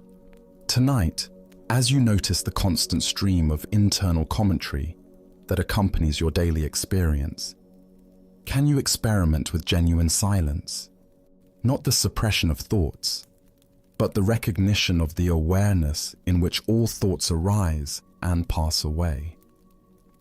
Perhaps you'll discover that this natural quietude has been available all along, requiring no effort to maintain and no words to defend. As the Buddha taught, silence is an empty space. Space is the home of the awakened mind. The four students eventually learned that true silence cannot be achieved through trying, but only through stopping the very effort that disturbs our natural peace. In this stopping, we discover the silence that was never broken and the peace that requires no protection. Now let us explore a story that illuminates the power of uncompromising honesty over flattering deception. This is the tale of the Blockhead Lord. In the rolling hills of feudal Japan, where ancient castles overlooked terraced rice fields and cherry trees lined the roads like rows of praying monks, a wealthy provincial lord found himself drawn to the profound teachings of Zen Buddhism. His castle, adorned with painted screens and surrounded by meticulously maintained gardens, housed extensive libraries and attracted scholars from across the realm. Yet he felt a persistent emptiness that material luxury and intellectual pursuits could not fill. Having heard of Zen's promise to reveal the true nature of mind directly, without dependence on scriptures or elaborate philosophical systems, the Lord decided to invite prominent Zen teachers to his estate. His intention was to study with them and potentially sponsor the construction of a temple that would bring the benefits of Zen practice to his domain. Two renowned masters accepted his invitation, Daigu and Gudo, each known throughout the region for their wisdom and different teaching styles. The Lord looked forward to meeting these distinguished teachers and expected that their presence would bring great honor to his household, while advancing his own spiritual development. When the day arrived for their visit, the Lord received the two masters with elaborate ceremony in his finest reception hall. Silk cushions were arranged precisely, rare incense filled the air with delicate fragrance, and servants moved silently to ensure every detail reflected the respect due to such esteemed guests. The Lord presented himself with the dignity appropriate to his station, while attempting to display the humility suitable for a spiritual seeker. He hoped to make a favorable impression that would encourage the masters to accept him as a worthy student and possibly agree to establish a teaching center under his patronage. Master Gudo spoke first, his manner courteous and encouraging. After observing the Lord's obvious sincerity and evident intelligence, he offered what seemed like appropriate recognition. "Your Lordship, it is clear that you are wise by nature and possess an inborn ability to learn Zen. Your quick understanding and natural depth suggest that you will make excellent progress in our practice." The Lord felt gratified by this assessment, which confirmed his own sense that he possessed special qualities that would enable rapid spiritual advancement. Gudo's words suggested that Zen study would be a natural fit for someone of his intellectual gifts and spiritual sensitivity. However, Master Daigu's response was shockingly different. "Nonsense," he said bluntly, his voice cutting through the polite atmosphere like a sword through silk. "Why do you flatter this blockhead? He may hold the title of Lord, but he doesn't know anything genuine about Zen or authentic spiritual understanding." The hall fell into stunned silence. No one had ever spoken to the Lord with such direct criticism, especially not in his own home and in the presence of guests. Servants exchanged glances of alarm, uncertain how their master would respond to such unprecedented disrespect. The Lord himself was initially shocked by Daigu's harsh assessment. Here was a man who had traveled considerable distance to accept his hospitality, only to insult him publicly and dismiss his spiritual capacities entirely.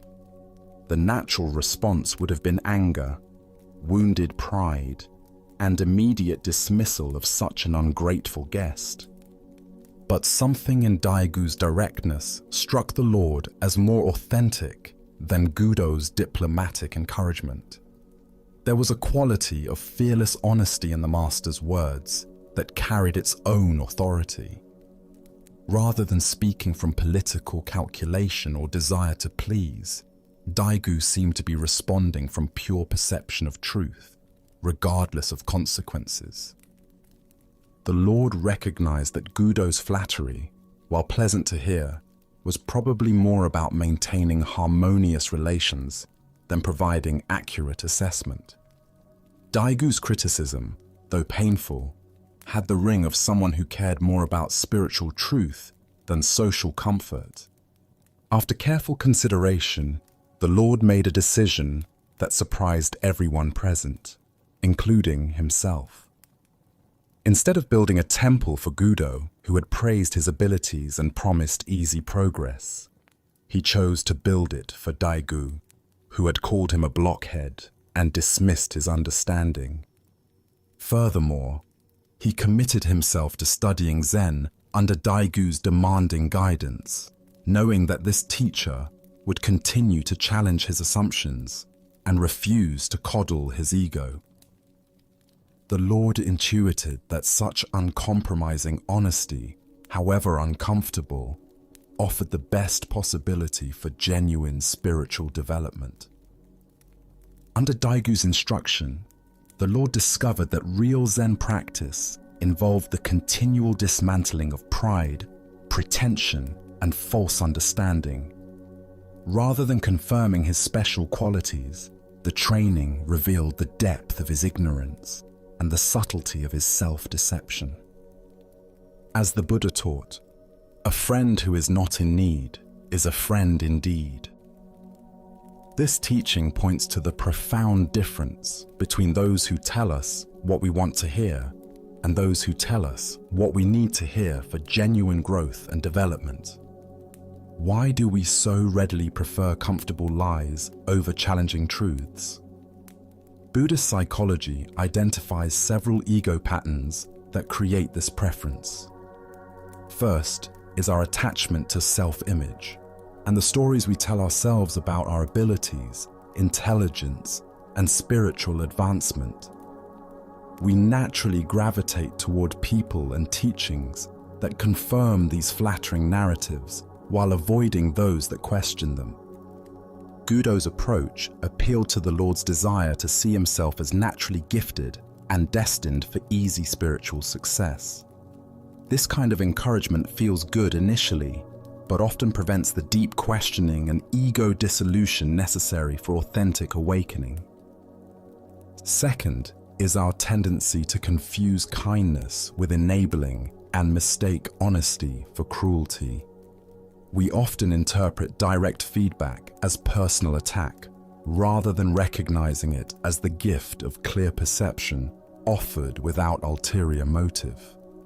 Daigu's apparent harshness was actually the deepest form of compassion, the willingness to speak truth regardless of its reception, motivated by genuine concern for the Lord's spiritual welfare rather than personal comfort or political advantage. Third is our inclination to choose teachers and advisors based on how they make us feel, rather than on their capacity to help us grow. We seek confirmation of our existing understanding, rather than transformation of our limited perspective. Zen Master Linji taught, "If you meet the Buddha on the road, kill him."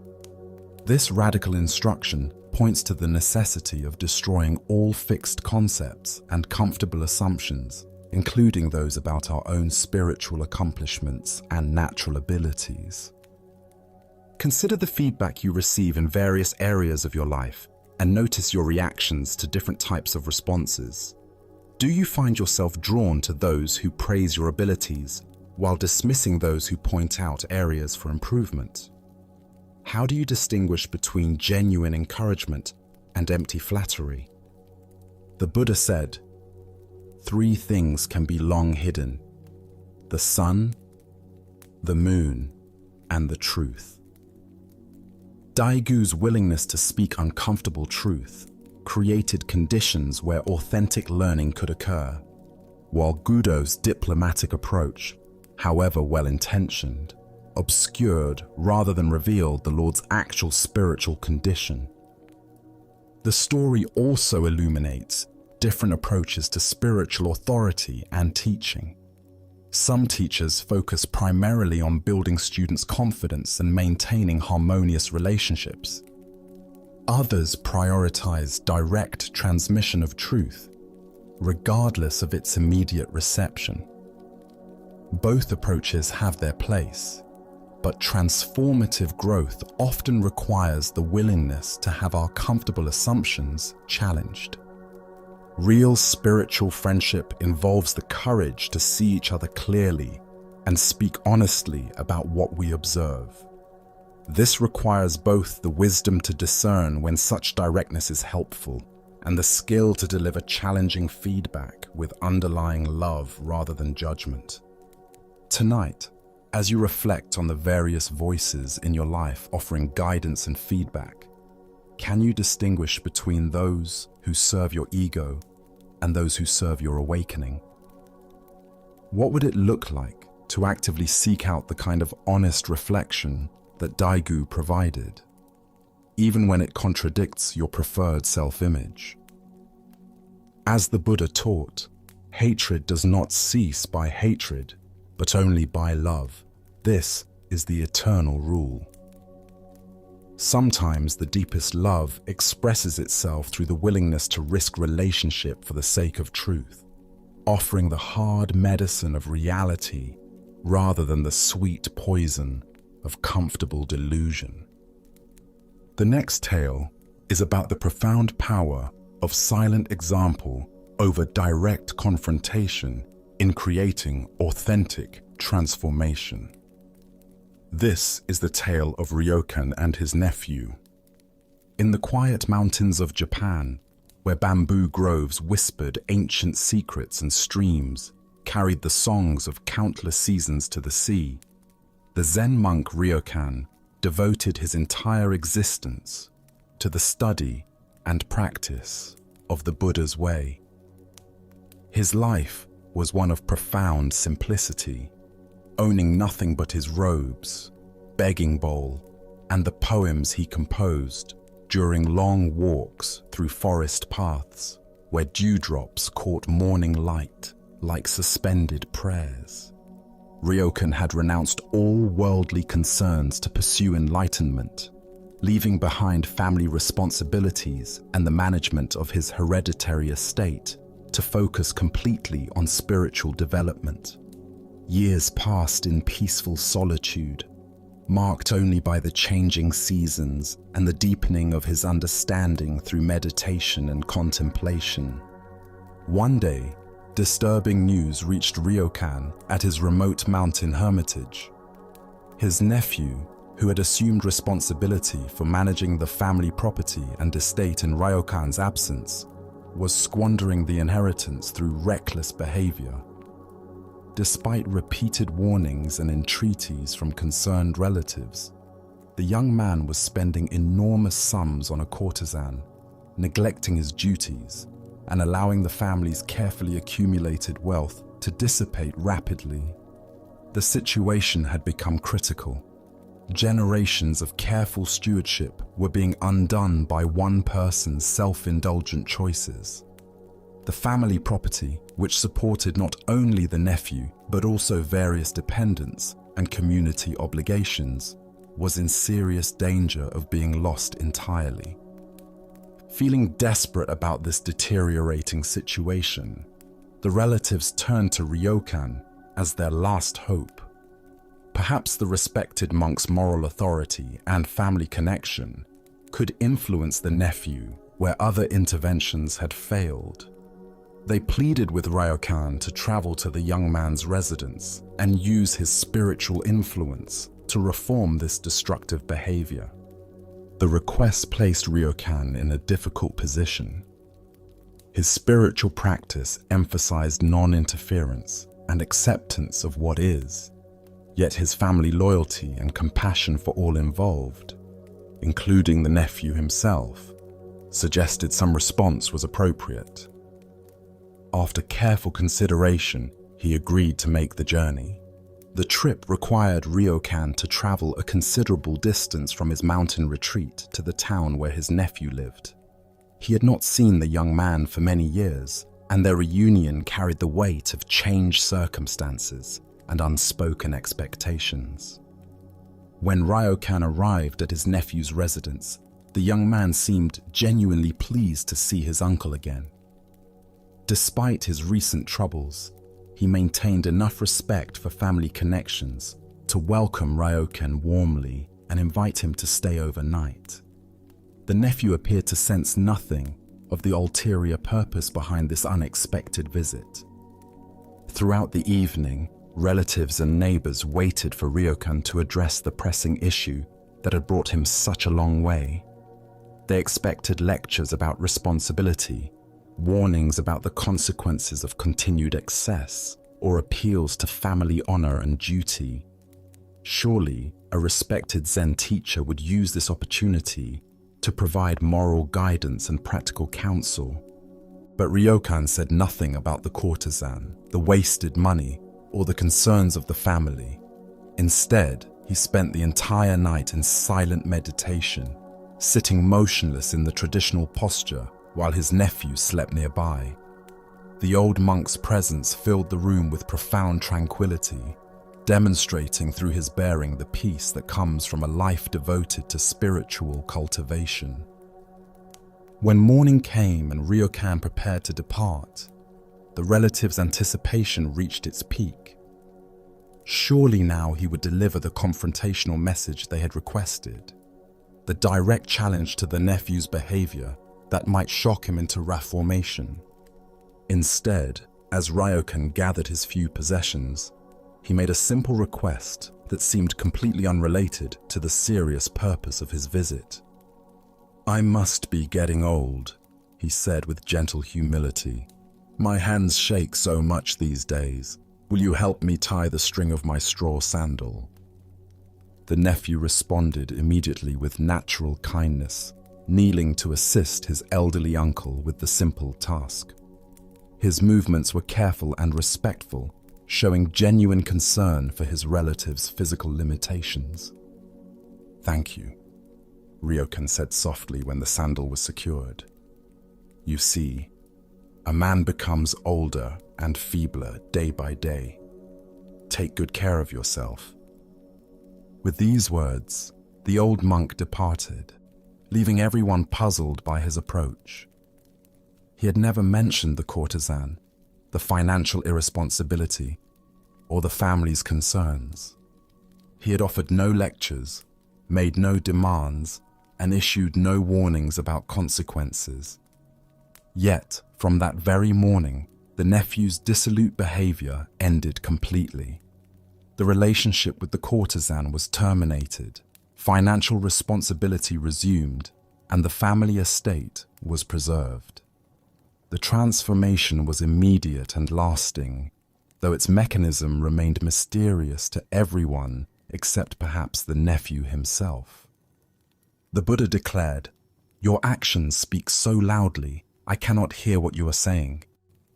This teaching illuminates the profound principle underlying Ryokan's approach, that authentic influence operates through the power of embodied wisdom, rather than through verbal persuasion or moral argument. Why did Ryokan's gentle, indirect approach succeed where direct confrontation had failed? Buddhist understanding reveals several factors that make silent example more powerful than verbal instruction. First is the natural human resistance to being told what to do, especially when we already know our behavior is problematic. Direct moral pressure often triggers defensive responses that strengthen rather than weaken destructive patterns. Second is the power of witnessing authentic spiritual presence to awaken our own deeper nature. The nephew spent an entire night in the company of someone who embodied the peace, simplicity, and wisdom that he himself had been seeking through external pleasures. This direct exposure to genuine contentment revealed the futility of his substitute satisfactions. Third is the impact of unconditional love and acceptance in creating space for transformation. Ryokan's refusal to judge or criticize allowed the nephew to see his own behavior clearly, without the defensive reactions that typically arise when we feel attacked or condemned. Zen Master Dogen taught, "To study the Buddha way is to study the self. To study the self is to forget the self." Ryokan's presence reminded his nephew of his own Buddha nature, the inherent wisdom and compassion that had been obscured by self-indulgent behavior but never destroyed. Consider situations in your own life where you've wanted to influence someone else's behavior, perhaps a family member's harmful habits, a friend's poor choices, or a colleague's problematic patterns. How often have direct confrontations and logical arguments actually created the changes you hope to see? The Buddha said, "Hatred does not cease by hatred, but only by love. This is the eternal rule." Ryokan understood that the nephew's self-destructive behavior arose from inner suffering and confusion rather than from malicious intent. Addressing this behavior with judgment and criticism would only increase the underlying pain that was driving it. The simple request for help with the sandal created a moment of genuine human connection that bypassed all the nephew's defensive mechanisms.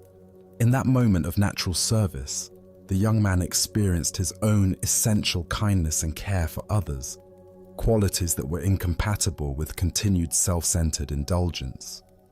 Ryokan's comment about aging and fragility also served multiple purposes. It reminded the nephew of life's impermanence and the precious nature of time and relationships. It demonstrated humility and vulnerability rather than moral superiority, and it expressed genuine care for the nephew's well-being without any agenda or manipulation. The story also reveals something profound about the nature of true reformation. Lasting change rarely occurs through external pressure or forced compliance. Instead, it emerges when people reconnect with their own deeper values and natural wisdom. Ryokan created conditions for this reconnection without trying to force any particular outcome. Tonight, as you consider relationships where you'd like to see positive changes, can you experiment with Ryokan's approach of embodying the qualities you hope to encourage, rather than demanding them through argument or pressure?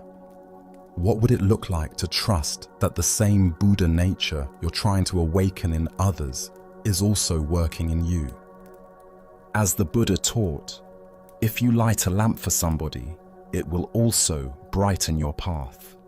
Ryokan's silent lamp of presence illuminated not only his nephew's way forward, but also demonstrated the profound effectiveness of love expressed through being rather than doing, through presence rather than preaching. Let us now explore a lesser-known Zen story that reveals profound wisdom about the nature of our emotional patterns. This is the teaching of Bankei and the ungovernable temper.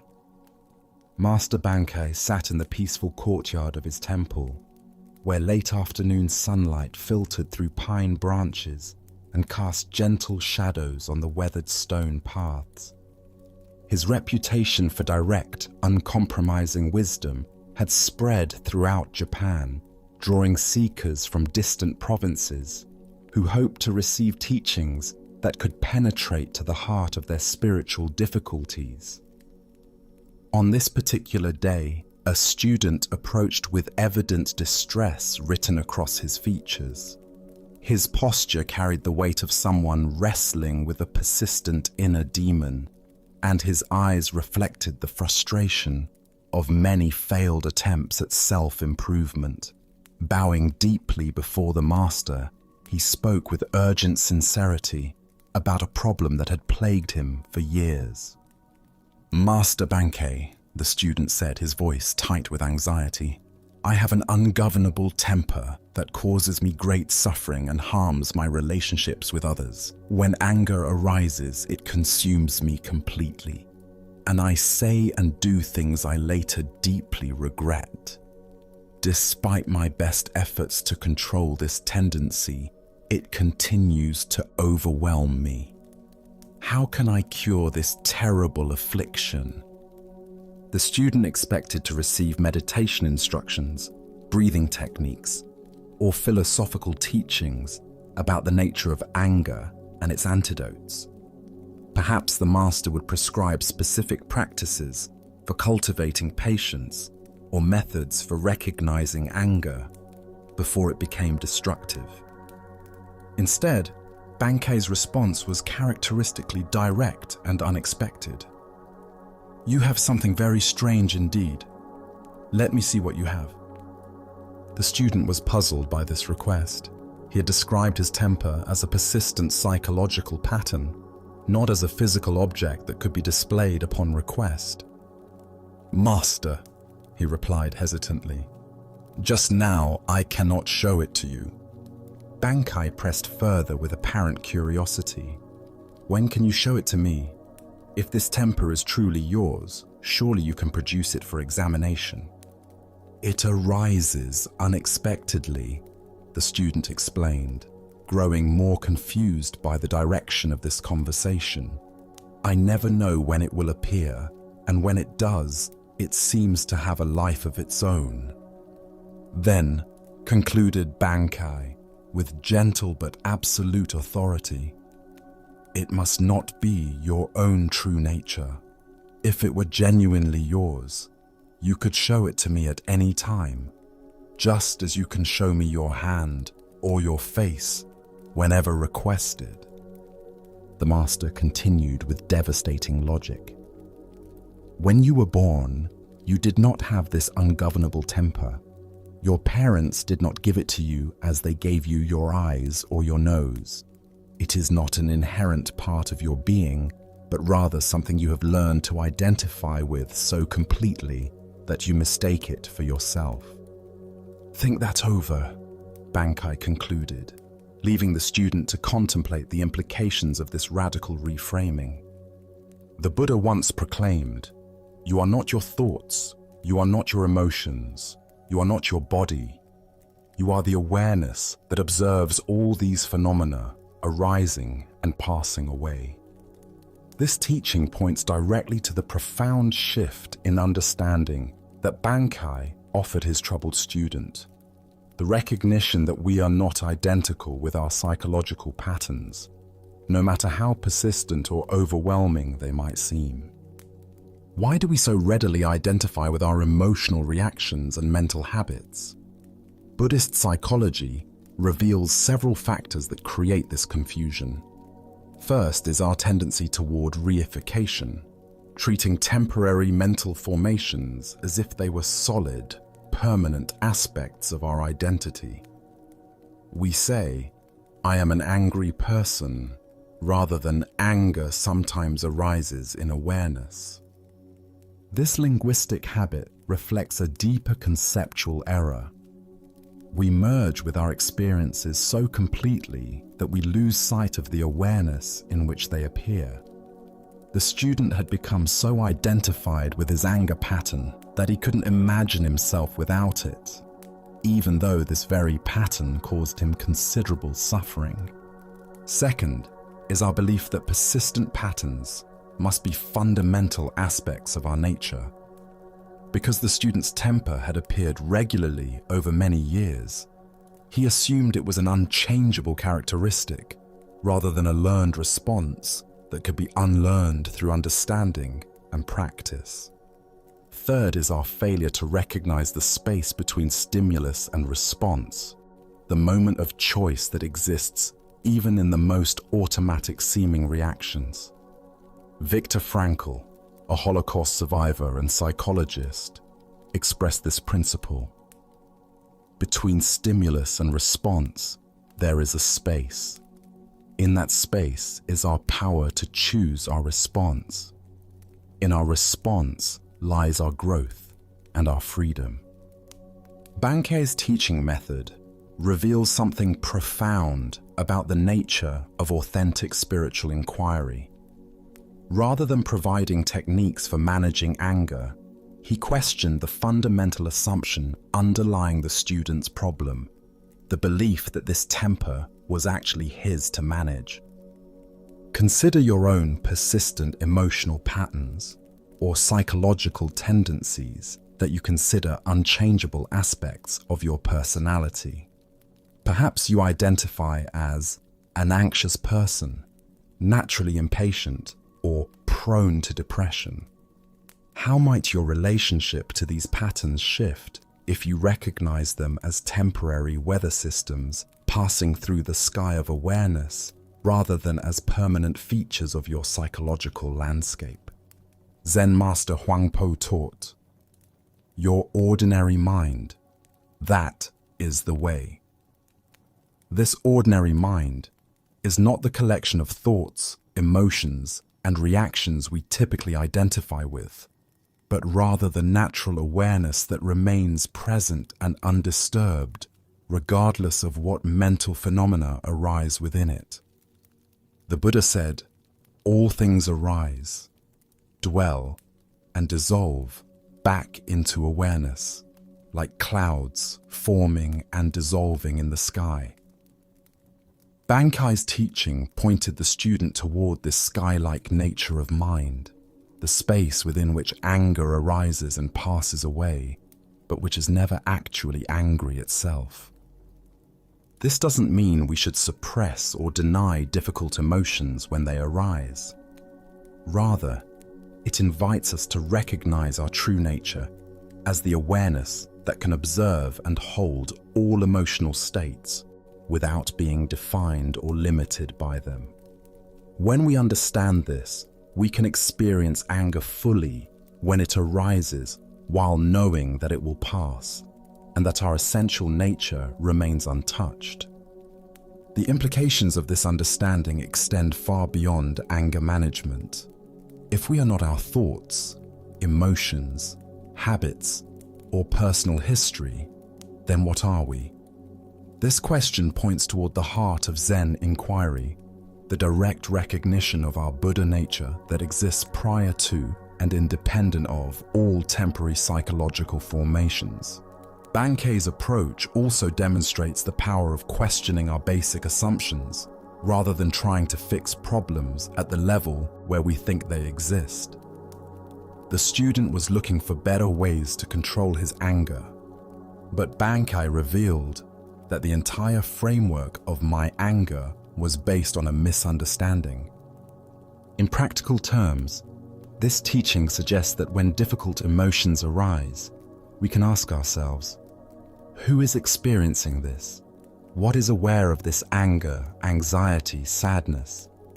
This inquiry naturally creates space between the observer and the observed, reducing the likelihood of complete identification with temporary emotional states. Tonight, as you notice thoughts and emotions arising in your awareness, can you experiment with Bankei's perspective? What would it feel like to observe these mental phenomena as temporary visitors in the space of consciousness, rather than as defining characteristics of who you are? As the Buddha taught, form is emptiness. Emptiness is form. Our psychological patterns appear real and solid from one perspective, but when examined closely, they reveal themselves to be as insubstantial as clouds in an empty sky. In recognizing this emptiness, we discover the freedom that was always present, but temporarily obscured by our identification with what arises and passes away in awareness. Now let us journey to a remote temple where a simple question about reality reveals the confusion between inner and outer worlds. This is the story of Hogan and the stone mind. Master Hogan lived in profound solitude in a small country temple where the only sounds were wind through bamboo groves and the distant calling of mountain birds. His days followed natural rhythms unmarked by the complexities of monastic politics or the distractions of urban temple life. In this quiet setting, his understanding had deepened through years of uninterrupted contemplation and direct engagement with the fundamental questions of existence. One crisp autumn day, when maple leaves drifted like scarlet prayers across the temple grounds, 4 traveling monks appeared at Hogan's gate. They had been journeying between monasteries, studying with different teachers, and engaging in the kind of philosophical discussions that young practitioners often mistake for genuine spiritual inquiry. The travelers respectfully requested permission to make a fire in the temple yard to warm themselves before continuing their journey. Hogan welcomed them with natural hospitality, offering shelter and the simple comfort of shared warmth on a cold day. As the monks gathered wood and kindled their fire, their conversation resumed the intense philosophical debate they had apparently been conducting throughout their travels. Their voices carried the earnest intensity of those convinced that intellectual understanding could resolve the deepest mysteries of existence. Hogan overheard them arguing passionately about subjectivity and objectivity, a classic philosophical problem that had occupied Buddhist scholars for centuries. They debated whether external objects exist independently of consciousness, or whether everything we perceive is merely a projection of mind. Their discussion grew increasingly abstract and theoretical, with each monk defending his position through citations of various texts and logical arguments. Observing their intellectual wrestling match with compassionate amusement, Hogan decided to join their conversation. He approached the fire where the 4 monks sat warming their hands and offered a simple question that would cut through their elaborate philosophical constructions. "There is a big stone over there," Hogan said, gesturing toward a large boulder near the temple entrance.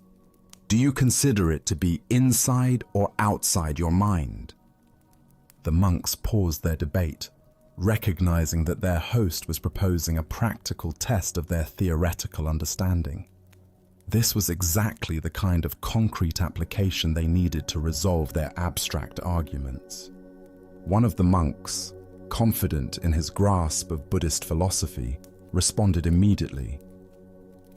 "From the Buddhist viewpoint, everything is an objectification of mind. All phenomena are mental constructions, projections of consciousness itself. Therefore, I would say that the stone is inside my mind." His answer reflected sophisticated understanding of certain Buddhist teachings about the interdependence of subject and object, the role of consciousness in constructing experience, and the ultimate emptiness of independently existing phenomena. He felt pleased with this demonstration of his philosophical sophistication. Hogan's response was devastating in its simplicity. "Your head must feel very heavy if you are carrying around a stone like that in your mind." The directness of this observation cut through all the monks' elaborate theorizing, revealing the absurdity that results when we mistake intellectual concepts for lived reality. The other monks fell silent, suddenly aware that their heated philosophical debate had somehow missed the point entirely.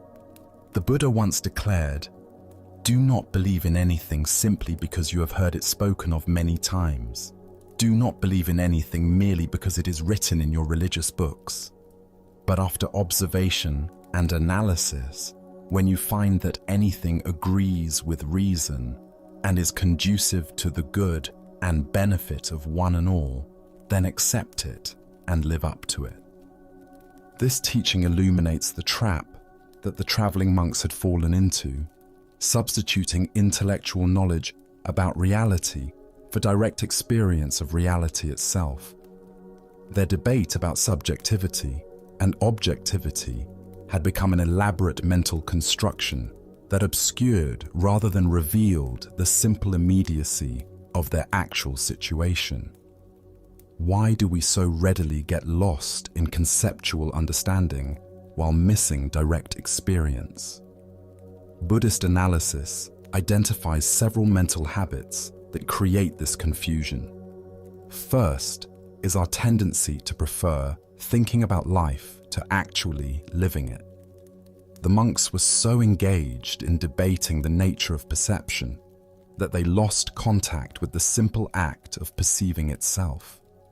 Second is our attachment to philosophical positions and the identity we derive from holding sophisticated views. Each monk had invested considerable intellectual pride in his understanding of Buddhist philosophy, making it difficult to abandon these concepts even when they proved inadequate to actual experience. Third is our confusion of the map with the territory, mistaking conceptual descriptions of reality for reality itself. Buddhist teachings about the mind-only nature of experience are skillful pointers toward direct realization, not literal descriptions to be believed and defended intellectually. Hogan's response demonstrates the Zen emphasis on immediate practical wisdom over abstract philosophical speculation. His comment about the heavy head wasn't meant to ridicule the monk's intelligence, but rather to point out the practical consequence of taking conceptual teachings too literally. Consider how often your own thinking becomes trapped in similar conceptual constructions. Perhaps you debate whether events happen for a reason versus by pure chance, whether free will exists or everything is predetermined, or whether consciousness is produced by the brain or exists independently. These philosophical positions, however sophisticated, can become barriers to direct engagement with life as it actually unfolds. Zen master Dogen taught, "To study the Buddha way is to study the self. To study the self is to forget the self. To forget the self is to be actualized by myriad things." This forgetting of conceptual self happens when we stop trying to figure out reality intellectually and instead allow ourselves to be fully present to immediate experience. The stone in Hogan's story represents the simple facticity of existence, things as they are before we overlay them with interpretations, categories, and philosophical frameworks. From one perspective, the stone is outside mind, in that it has apparent solidity and occupies space. From another perspective, it's inside mind, in that our experience of it depends entirely on consciousness. But these perspectives are both concepts arising within awareness itself. The Buddha said, "All conditioned things are impermanent. Work out your salvation with diligence." This work of salvation doesn't happen through resolving philosophical debates, but through direct insight into the nature of experience itself. When we stop carrying around heavy conceptual stones in our minds, we become available to the lightness and immediacy of unconditioned awareness. Hogan's teaching method reveals something important about authentic spiritual instruction. Rather than engaging the monk's philosophical debate on its own terms, he offered a practical demonstration that exposed the limitations of their entire approach. True teaching often works by undermining our attachment to the very questions we think are most important. The story also points to the middle way between extreme philosophical positions.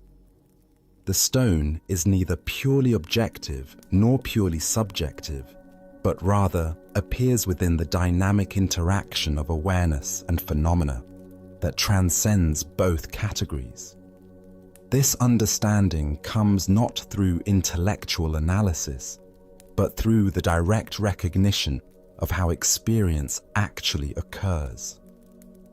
Tonight, as you encounter the various stones in your environment, the objects, people, and situations that make up your immediate experience, can you notice them without immediately overlaying conceptual interpretations? What would it feel like to experience things directly rather than through the filter of philosophical positions about their ultimate nature? As the Buddha taught, better than 1,000 hollow words is one word that brings peace. Hogan's simple observation about the heavy head brought more genuine understanding than hours of sophisticated philosophical debate. Sometimes the most profound truths are hidden in the most obvious places, waiting to be discovered through direct seeing rather than conceptual thinking. Our next story speaks to the wisdom of understanding what constitutes genuine abundance and lasting happiness. This is the tale of Sengai and real prosperity. In the flourishing merchant quarters of Edo period Japan, where silk banners announced successful enterprises and the sound of coins rang through bustling marketplaces, a wealthy businessman had achieved everything that society defined as success. His trading ventures spanned multiple provinces. His warehouses overflowed with valuable goods, and his family enjoyed the finest luxuries available to the merchant class. Yet, despite his material accomplishments, the rich man felt troubled by concerns about the future. He had witnessed other prosperous families lose their fortunes through poor decisions, changing economic conditions, or simple misfortune. The impermanence that seemed to govern all worldly affairs filled him with anxiety about preserving his family's prosperity for future generations. Having heard of the wisdom and insight possessed by Zen masters, the wealthy merchant decided to seek spiritual guidance for his temporal concerns. He approached Master Sengai, whose reputation for profound understanding had spread throughout the region, carrying with him an expensive sheet of specially prepared paper and fine calligraphy materials. The merchant's request reflected the common belief that spiritual authority could somehow guarantee worldly success. "Master Sengai," he said with respectful deference, "I would be deeply honored if you would write something for the continued prosperity of my family, words of wisdom or blessing that might be treasured from generation to generation and help ensure our good fortune continues." He expected to receive an elegant poem about abundance, a prayer for divine protection, or perhaps philosophical reflections on the principles of successful business conduct. Such a document, written by a respected spiritual teacher, would become a family heirloom that could guide and inspire future generations while providing supernatural protection for their material well-being. Sengai accepted the request and the expensive paper without comment. Taking up his brush with careful deliberation, he composed his calligraphy with the same attention he might give to copying a sacred sutra. When he had finished, he presented the document to the eager merchant. The wealthy man unrolled the scroll expectantly, confident that he would find profound wisdom expressed in beautiful characters. Instead, he read 3 simple lines that seemed to mock his request. "Father dies, son dies, grandson dies." The merchant's face flushed with anger and disbelief. He had approached this renowned teacher with sincere respect and a genuine request for spiritual guidance, only to receive what appeared to be a cruel joke about death and loss. "Master," he said with barely controlled indignation, "I asked you to write something for the happiness and prosperity of my family. Why do you make such a mockery of my sincere request?" Sengai's response was delivered with gentle patience. as if explaining something obvious to a confused child. No joke is intended whatsoever. What I have written represents the deepest possible blessing for your family's true prosperity. The master continued his explanation with compassionate directness. If before you yourself die, your son should pass away, this would cause you the most profound grief imaginable. If your grandson should die before your son, both of you would be utterly broken-hearted. The natural order would be disrupted, and your family would suffer the greatest possible tragedy. But if your family, generation after generation, passes away in the order I have written, father dying before son, son before grandson, this follows the natural course of life itself. Each person lives a full span of years, experiences the joys and challenges appropriate to their time, and departs when their season is complete. I call this real prosperity. The wealthy man sat in stunned silence as the profound truth of Sengai's teaching penetrated his consciousness. He had been seeking magical protection against the fundamental laws of existence, hoping that spiritual intervention could somehow exempt his family from the universal conditions that govern all life. The Buddha proclaimed, "Of all footprints, that of the elephant is supreme. Similarly, of all meditative themes, that on death is supreme." This teaching points to the transformative power of acknowledging mortality rather than denying it, recognizing that our deepest peace comes not from avoiding death, but from understanding its place in the natural order. Why do we struggle so intensely against accepting the fundamental impermanence of all conditions? Buddhist psychology identifies several mental patterns that create this resistance.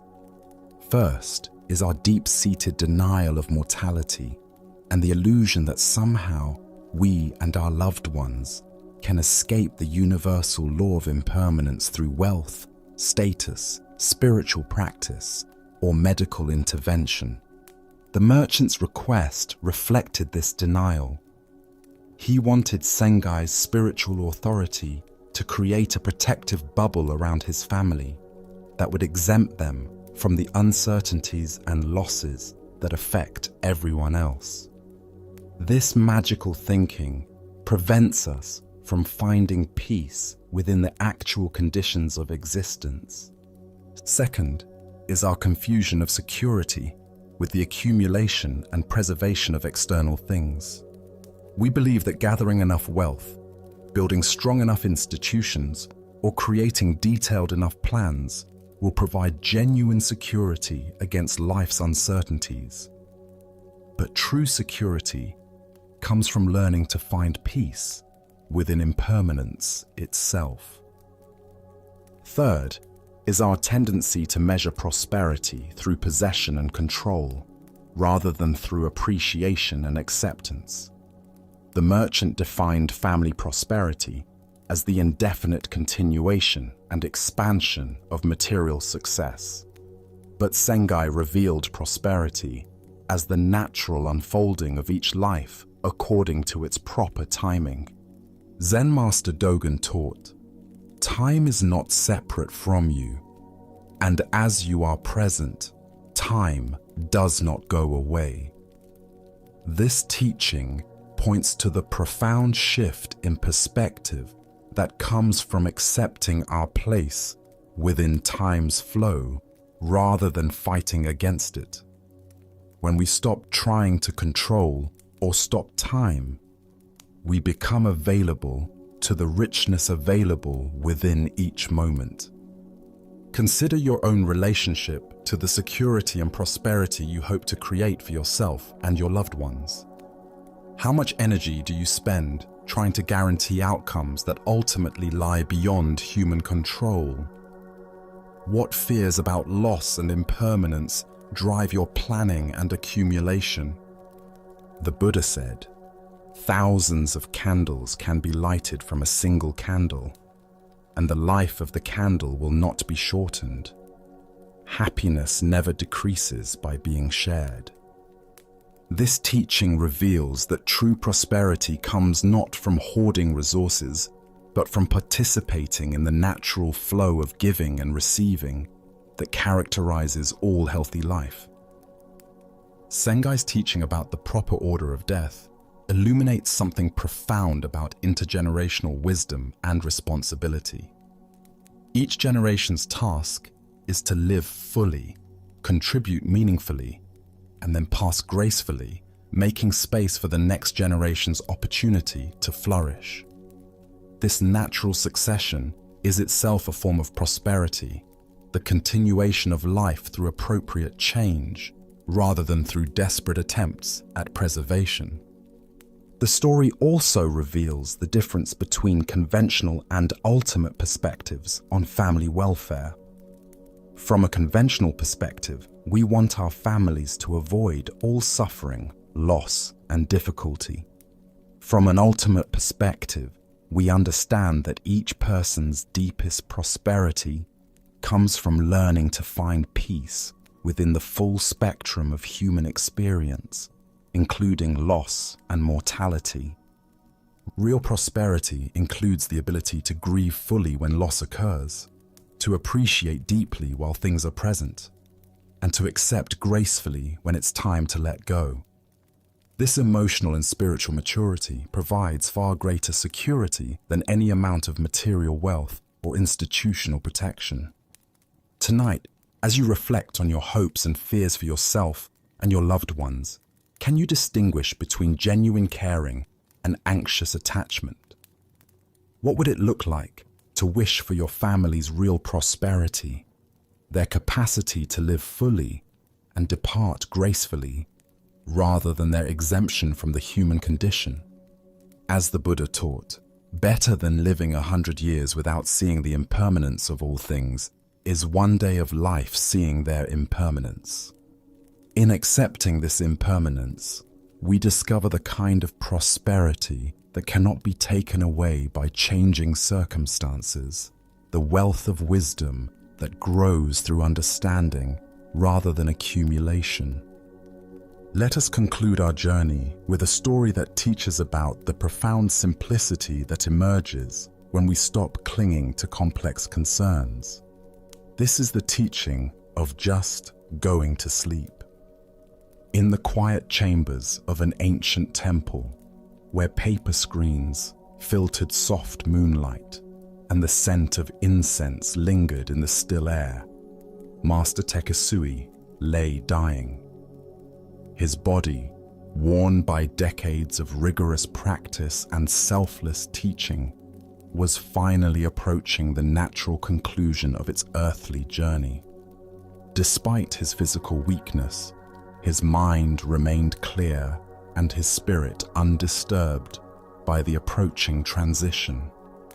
For 3 days, his chosen successor Gasan had maintained a constant vigil at his teacher's bedside, providing comfort and attending to practical matters with the devotion that marked their long relationship. The two men had worked together for many years, and Gasan's deep understanding and administrative capabilities had made him the obvious choice to carry on Tekisui's teaching lineage. During this period of transition, Gasan found himself managing multiple responsibilities simultaneously. A fire had recently destroyed one of their temple buildings, and he was actively coordinating the reconstruction efforts while also preparing for his new role as the community's spiritual leader. The convergence of his teacher's approaching death with these practical demands created a complex web of concerns and obligations. As they sat together in the peaceful intimacy of the sick room, Tekisui's curiosity about future plans prompted him to ask about his students' intentions. "Gasan," he said, with the gentle directness that had characterized their relationship, "what are you going to do when you get the temple rebuilt?" Gasan's response reflected both his respect for his teacher and his practical hopes for the community's future. "When your sickness is over, We want you to speak there, to give the inaugural teaching in our new building and bless it with your presence." Despite the kindness of this hope, both men understood the unlikelihood that Tekisui would recover sufficiently to fulfill such a role. The teacher's question probed deeper. "Suppose I do not live until then. What will you do if I am no longer available for such ceremonies?" Without hesitation, Garson replied with matter-of-fact acceptance. "Then we will get someone else to give the inaugural teaching. The community will continue its work regardless of changing circumstances." But Tekisui wasn't finished with his inquiry. He pressed further with another hypothetical scenario. "Suppose you cannot find anyone suitable. What if no qualified teacher is available to perform this function?" At this point, Gasson's patience with theoretical planning reached its limit. His voice rose with sudden intensity as he responded. "Don't ask such foolish questions. Just go to sleep." This seemingly abrupt dismissal actually contained profound teaching about the nature of authentic spiritual priorities and the futility of endless hypothetical worry. In telling his dying teacher to simply sleep, Gassan demonstrated perfect understanding of what the moment actually required. The Buddha proclaimed, "Do not dwell in the past. Do not dream of the future. Concentrate the mind on the present moment." This teaching illuminates the wisdom underlying Gassan's apparently brusque response, his refusal to engage in elaborate planning for scenarios that might never occur, while neglecting the simple needs of the immediate situation. Why do we become so entangled in hypothetical concerns that we lose contact with present reality? Buddhist analysis reveals several mental patterns that create this disconnection. First is our addiction to mental problem solving and our belief that sufficient planning can guarantee control over future outcomes. We imagine that by considering every possible scenario, we can somehow ensure favorable results.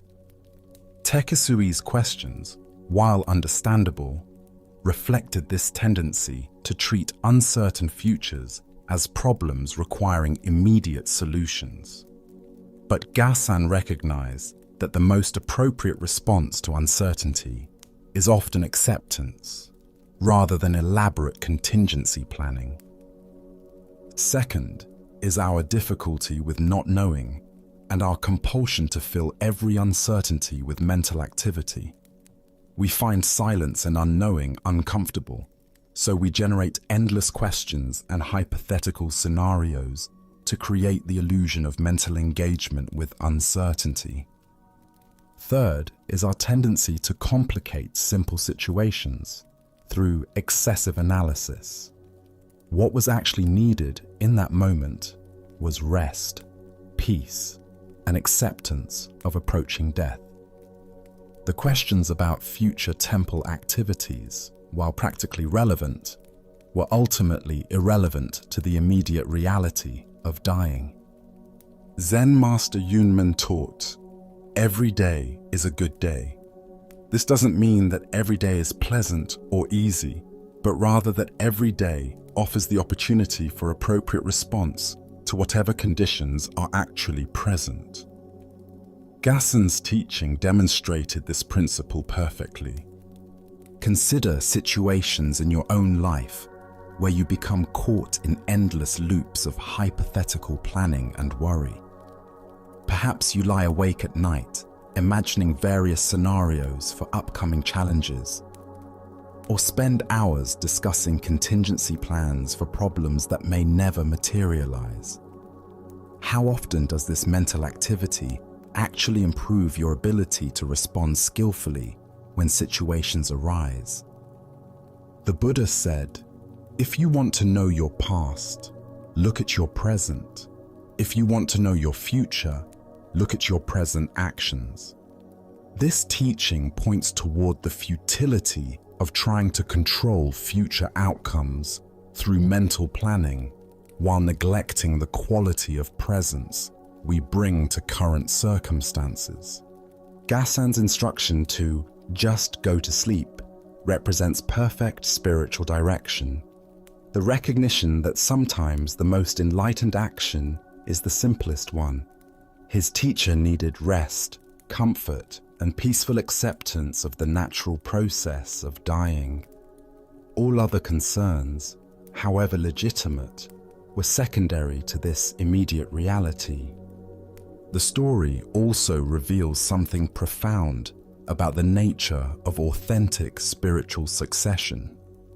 Gasan's fitness to carry on his teacher's lineage was demonstrated not through elaborate promises about future activities, but through his capacity to respond appropriately to present needs, without getting lost in hypothetical complications. True spiritual maturity includes the wisdom to know when thinking is helpful and when it becomes an obstacle to appropriate action. Sometimes the most compassionate response is to cut through mental elaboration and return to simple presence with what is actually happening. The phrase, "just go to sleep," also carries deeper symbolic meaning about the spiritual process itself. In Zen understanding, enlightenment often involves a kind of dying to our ordinary consciousness and awakening to our Buddha nature. Tekisui's physical death becomes a metaphor for this deeper letting go of all concerns and identifications. Tonight, as you notice your mind generating endless scenarios about future possibilities and potential problems, can you experiment with Gasan's approach? What would it feel like to simply rest in present awareness rather than trying to solve every hypothetical difficulty through mental activity? As the Buddha taught, peace comes from within, do not seek it without. This inner peace emerges when we stop trying to control the uncontrollable and instead learn to find rest within the natural flow of arising and passing away that characterizes all experience. Sometimes the most profound wisdom is contained in the simplest instruction: just go to sleep. Tonight, as we complete our journey through these timeless teachings, can you feel how the peace you've been seeking has been quietly present all along? Can you sense that the wisdom contained in these ancient stories is not something distant to be acquired, but rather the very awareness that has been listening throughout our time together? As the Buddha taught, peace comes from within, do not seek it without. The profound rest you're experiencing now is not created by these stories, but simply revealed by them, like moonlight uncovering what was always there in the darkness. As we draw our exploration to a close, let us reflect on the profound journey we've shared through 16 remarkable tales, each offering its own unique doorway to understanding. The gates of paradise showed us that heaven and hell exist within our own reactions to life's circumstances. Arresting the Stone Buddha revealed how creative thinking can solve problems that conventional approaches cannot touch. The Soldiers of Humanity taught us about service that transcends national boundaries to embrace all beings. Gudo and the Emperor demonstrated that true wisdom often lies in honest acknowledgement of what we don't know. In the Hands of Destiny revealed how we can accept circumstances while still taking skillful action. The teaching on killing expanded our understanding of harm beyond the physical to include wasting time and teaching without realization. Kasan's sweat showed us the humility required for authentic spiritual authority. Buddha's Zen gave us a glimpse into enlightened perception that sees through all conventional distinctions. The most valuable thing in the world taught us that what cannot be priced is often most precious. learning to be silent revealed the difference between external quiet and true inner stillness. The Blockhead Lord showed us the value of honest feedback over comfortable flattery. True reformation demonstrated how silent examples can transform others more powerfully than direct confrontation. Show Me Your Temper helped us recognize that we are not identical with our emotional patterns. The Stone Mind revealed the confusion between intellectual concepts and direct experience. Real prosperity taught us what constitutes genuine abundance beyond material accumulation. And finally, Just Go to Sleep reminded us that sometimes the most profound wisdom is the simplest, to rest completely in what is. Each story has been a gentle teacher, showing us different aspects of the same essential truth, that awakening is not a distant goal, but our natural state, temporarily obscured by the very seeking that tries to find it. Like polishing a mirror that was never actually dirty, these teachings simply help us recognize the clarity that has always been present. The Buddha said, "3 things cannot long remain hidden: the sun, the moon, and the truth."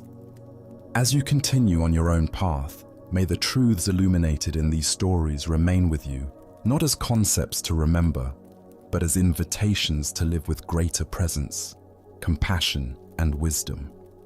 May you carry this peace into your dreams and awaken refreshed, knowing that the same awareness that listened to these ancient teachings is the very Buddha nature these masters were pointing toward all along. Thank you for sharing this journey. From all of us at Sleepy Monk, may you rest deeply and walk gently in the light of understanding.